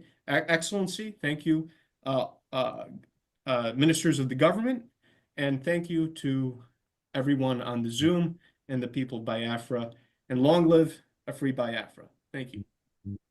Thank you so much. Thank you. Wow, that's so. Thank you very so much. much. Thank you so much. PM, I don't know if you have anything to say. Yes, Thank you so thank you much, very Elias. much, Elias, for that update. We're looking forward for even more better days ahead. We know that we are going to break many walls and many doors. Yes. You have done a very good job, and do not worry about what the enemy says and how they will push their propaganda, and it is part of the game. So, what we do is that we use them for our own benefit. So whenever they make this propaganda, they promote the activity of the government. And Yes. any day they stop the propaganda, we manufacture something for them to continue. I'm telling you, that's the only way we create awareness. We use our media, use their own media too. So while they are busy thinking they are making propaganda, we give them more job to do. And of course, when people go to watch them, they are not just only taking in, assimilating what they are saying. They are also going to look at our own side. Yes. And then they make their own judgment. That's exactly what is happening. So that's why when the more they do this propaganda, the more they go down, and they will never understand how it is happening. So people will go and listen to them, and then they will come to us to know what is actually going on. And when they see, they judge, the two, and they will leave them and run away from them. So that's exactly what is happening. So let them continue. And anytime they look as if the propaganda is reducing, I will do something else. Yes. Because I am telling you the fact, I can never allow them to have peace. I will bring more things for them to continue to do propaganda. Believe me, the more propaganda, the more the government is excelling. Go and check it. Anytime the propaganda stops, it's as if something is taken away from us. So you must understand that is the only way we promote our own activities and projects through their own media. Yes, well, I assure you, Prime Minister, we'll continue driving them crazy on a daily basis. Yes. And if I ever find this Elias clone that the Zeus says exists, I'll let you know if I find this other Elias. So. Yes, thank you very much. Thank you so much. Thank you very much. Thank you, Elias. Thank you so much, Elias. Thank you so Thank much you. for that wonderful presentation. And I think all of us here in the cabinet knows the role that Elias and his group, the Moran group, plays for us as Biafran lobbyists. And I know one of the things they're going to be working on is, again, all of us here, just be sure that anytime Elias is visiting your state, or your city or your country, you make sure you have Biafrans on standby to meet with him and meet with the Congress people. Because we've had situations where you all know we're Biafran, we're so busy, we're so occupied and all that. But anytime each and every one of us here, regardless of your country, regardless of your state, and you hear that our lobbyists are coming to your vicinity, are coming to your state, please be sure you mobilize Biafrans within your region to meet with Elias and go with whatever agenda he set for the day for you. Thank you so much. So thank you so much, Elias. We'll go to the next agenda, which is the Briggy. I don't know if Ifatu is here for the director's report. Ifatu, are you on the line, please? The director report remain a close one. If it is not going to happen today, it is going to be in the next. Please let us push it to the next cabinet meeting, please. Thank you so much. Ifatu is relief of any report today because of the confusion in the program. So next meeting, she will give us update. All right. Directorship. Yes. Thank you. Thank you so much, PM. So we go with the next one, the bigger appointment scheduling for PM calendars. Maziuche, please. Maziuche, if you can just go ahead. Just brief us on scheduling any appointment with a Biafra Prime Minister. I know we have a place where people can request for calendars and look through the calendars. All the cabinet members should be able to go through that calendar and know what PM has for each day, so that if you have any event, it does not clash with what we already scheduled. Uche, please go ahead. Thank you. Uche, go ahead. Yes, thank you very much, COS. The booking platform is meant for us to be able to find a booking time to meet with the Prime Minister, both for events and private meetings and any other scheduling that we might need to meet the Prime Minister for. So at this point, the platform is not subscribed to. We are using the free version, so we do not have all the we are limited to the subscription plan, but that is something that will change very soon so that we can have it in a more efficient way. So when you check the platform, you look at the dates that are available and then try to schedule the time that is available on the platform. So, and after you have done that, please also check in with the COS. It's very, very important. Even though you have booked the time, also double check with her so that she can be able to confirm the that will be, then you'll be sure that the time has been booked. Thank you very much. Thank you so much, Mazi Uche. And again, thank Uche just highlighted every cabinet member here, even anybody watching from the world, anybody that want to have any appointment, any meeting with our Biafra Prime Minister, we have a calendar that is set aside for that. It's very, very important. You reach out to Mazi Uche, who has just spoken, or myself, to ensure that when you schedule your event and you want to meet with the Prime Minister, that you have the free dates and you have the free schedule for that appointment to be made so that it doesn't clash with any other appointment that the PM has. PM has so many appointments every single day, and we want to ensure that he listens to you and listens to Biafrans and listens to the world. So it's very, very important you reach out to either Mazuchi or myself to ensure that when you want to schedule your appointment with PM, that appointment a slot is going to be open so we don't have clashes. That's going to help us in the government administration. Thank you so much. We go to the next agenda, which is the diaspora de facto fundraising participation, which is with me under 2 minutes. And the only thing we just want to highlight to everyone, we have Biafra, the government in exile. We also have Biafra de facto in homeland. And what we are trying to do, we want to give the de facto the independence they need to be able to take care of the activities of the de facto. As you all are aware, the PM has so many schedules every single day, and we don't want the de facto to be demoralized because PM does not come to their event, or somebody else in the brigade cabinet does not show up to their event. And that is why we try as much as possible to allow the 40 states of the United States of Biafra to schedule their events devoid of the Biafra government. We don't need you to hinge your programs or try to say that without every of the programs you have in homeland, the Biafra Prime Minister has to be available. And that is why it is very, very important. We want to let everyone know the 40 states of Biafra, when you schedule your events, whether it's fundraising, whether it's any meeting, whether it's anything, please do that independently.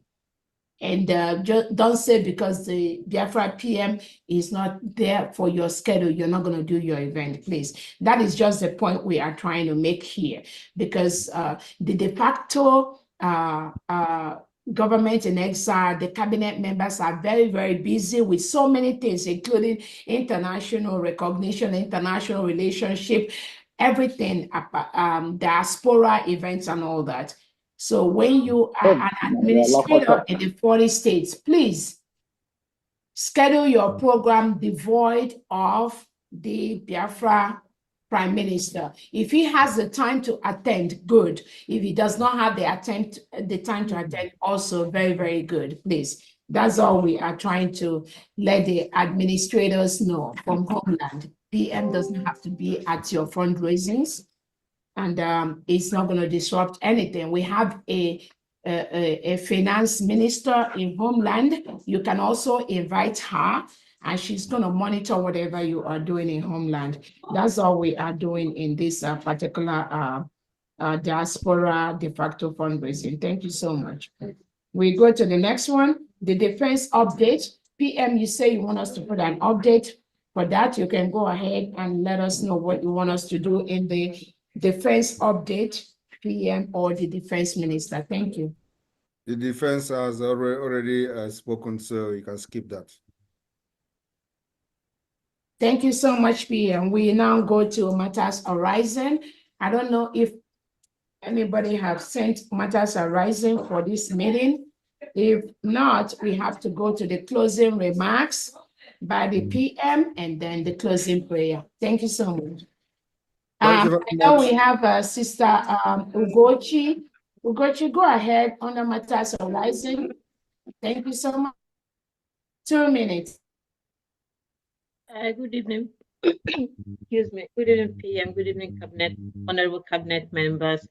The only thing that comes to my mind, which I've been wanting to say since we had the children program, I should say I was a bit disappointed from the beginning because I was called, although Dorothy, I might offend somebody if I say this.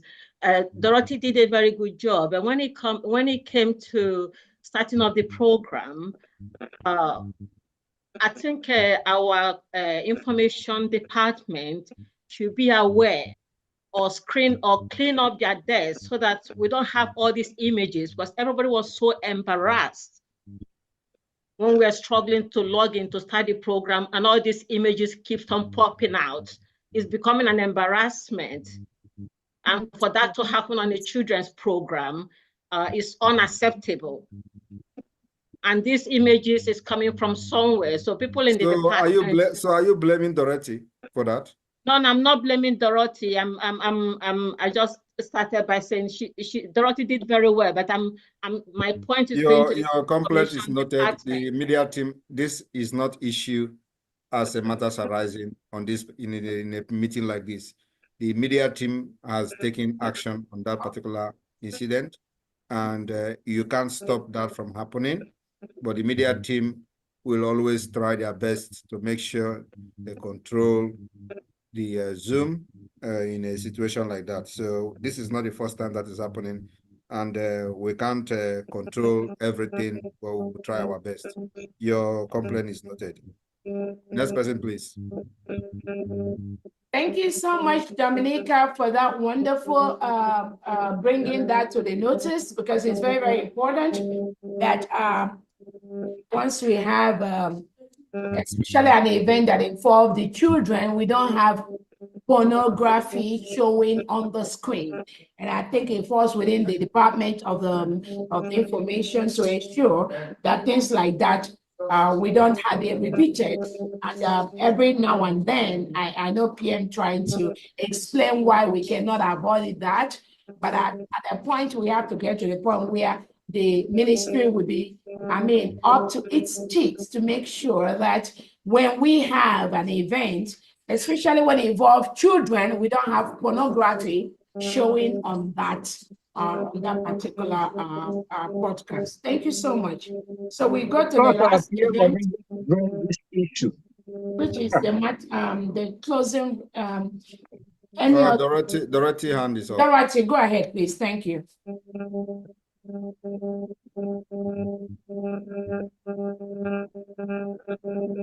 Dorothy, we cannot hear you. Oh, sorry. 1 minute. Can you hear me now? Yes. Okay. Thank you so much for giving me this time. Yeah, thank you so much for giving me this time. Please, I will humbly request that we work unanimously in unity, love, and make sure that we work as a team and not having divided attention. For us to really actualize what our restoration in, being happy, we should, as much as we can, work as a team. Let there be no divided attention, in as much as every department or every ministry is working for Biafra's restoration. That is my humble plea. No matter our differences, no matter what you have in mind, if you are for restoration of Biafra, come on. If any department is doing anything, courtesy demands that every hand must be on deck.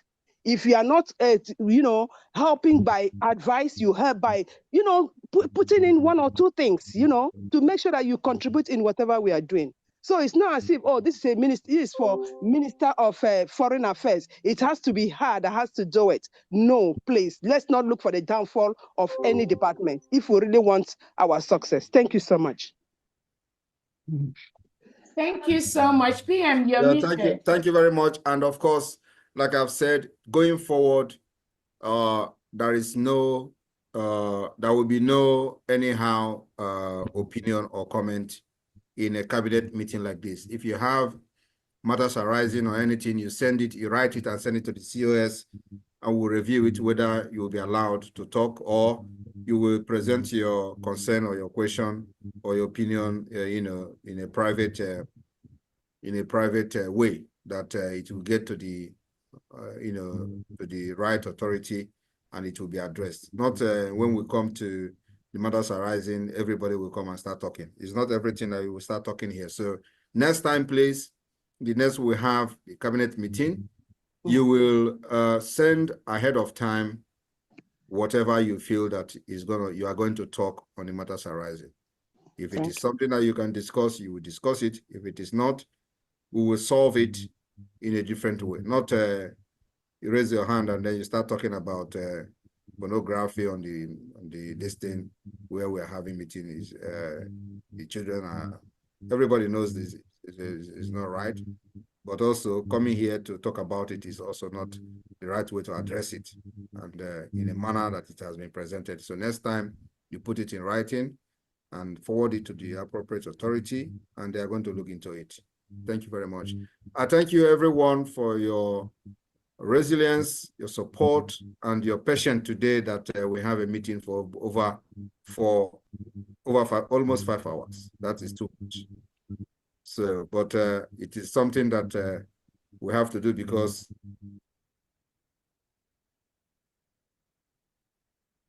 that is coming, a lot will be happening.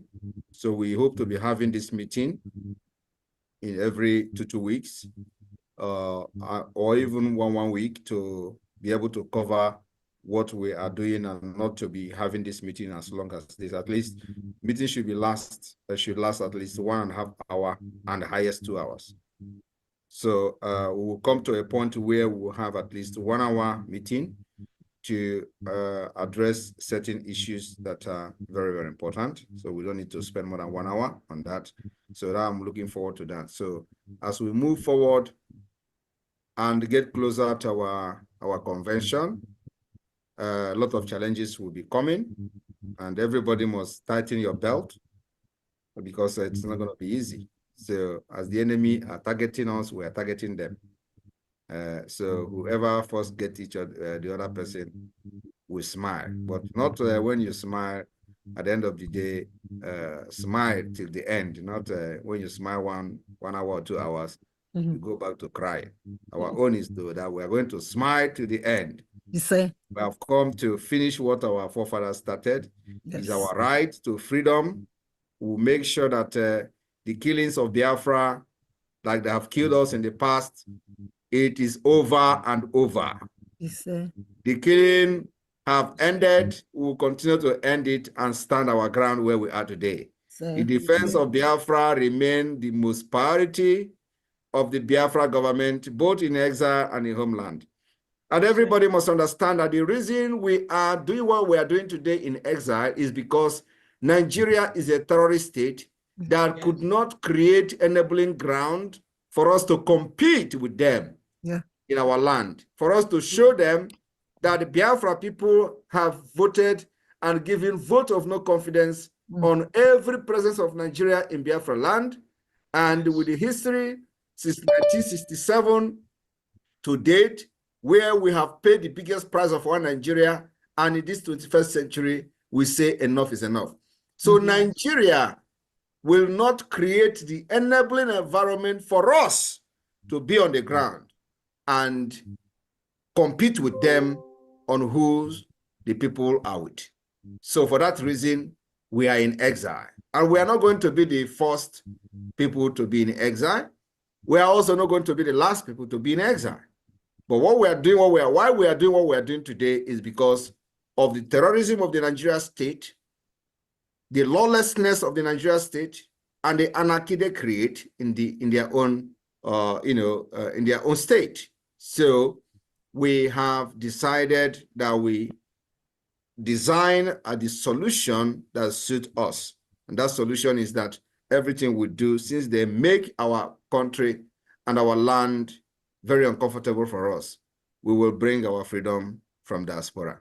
And that's what we're doing today. So the enabling environment that was not created for us in Biafra land, the different countries where we reside have created that environment, And we are struggling to bring this kind of system back to our people for them to live like human beings.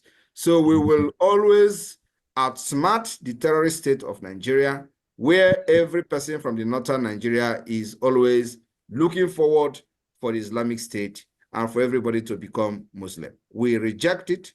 You can't force us to become what we don't want to become. We are Christians, we are Jewish, and we are traditionalists. And you can't take that away from us. We have a culture, and what British did in the 1914 amalgamation, where they did not take into consideration the dangerous diversity and amalgamated us by force with the barrels of the gun. That has been over 100 years. Today, the children of these people you forced into amalgamation have risen up, we're educated, we're scattered all over the world, and above all, we know our right. That is the most important thing.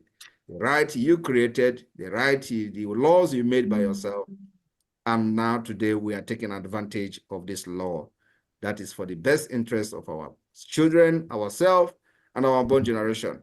Biafrans, stand your ground. We have come to end the slavery against our people. We have come to end the marginalization of the Nigeria terrorist state. We have come to end the injustice being meted on our people for ages. We have come to end the killings, injustice that Nigeria has, given to our people for almost over 100 years. And that history is being made today, and all of you are part of it.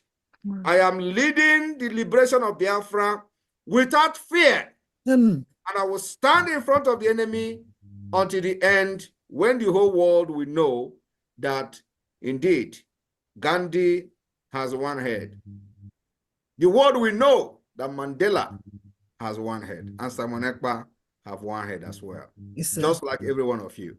I am here to end the suffering of Biafra people, and it will start from the December 2nd in Lakti, Finland, in a very holy city where I am, where I have been grounded to become what I am today. May God bless you, bless Finland, bless every country that have supported us so far, both secretly, physically, openly, and otherwise. From here, from me, good evening, Biafrans, and airborne to the Biafran. Airborne!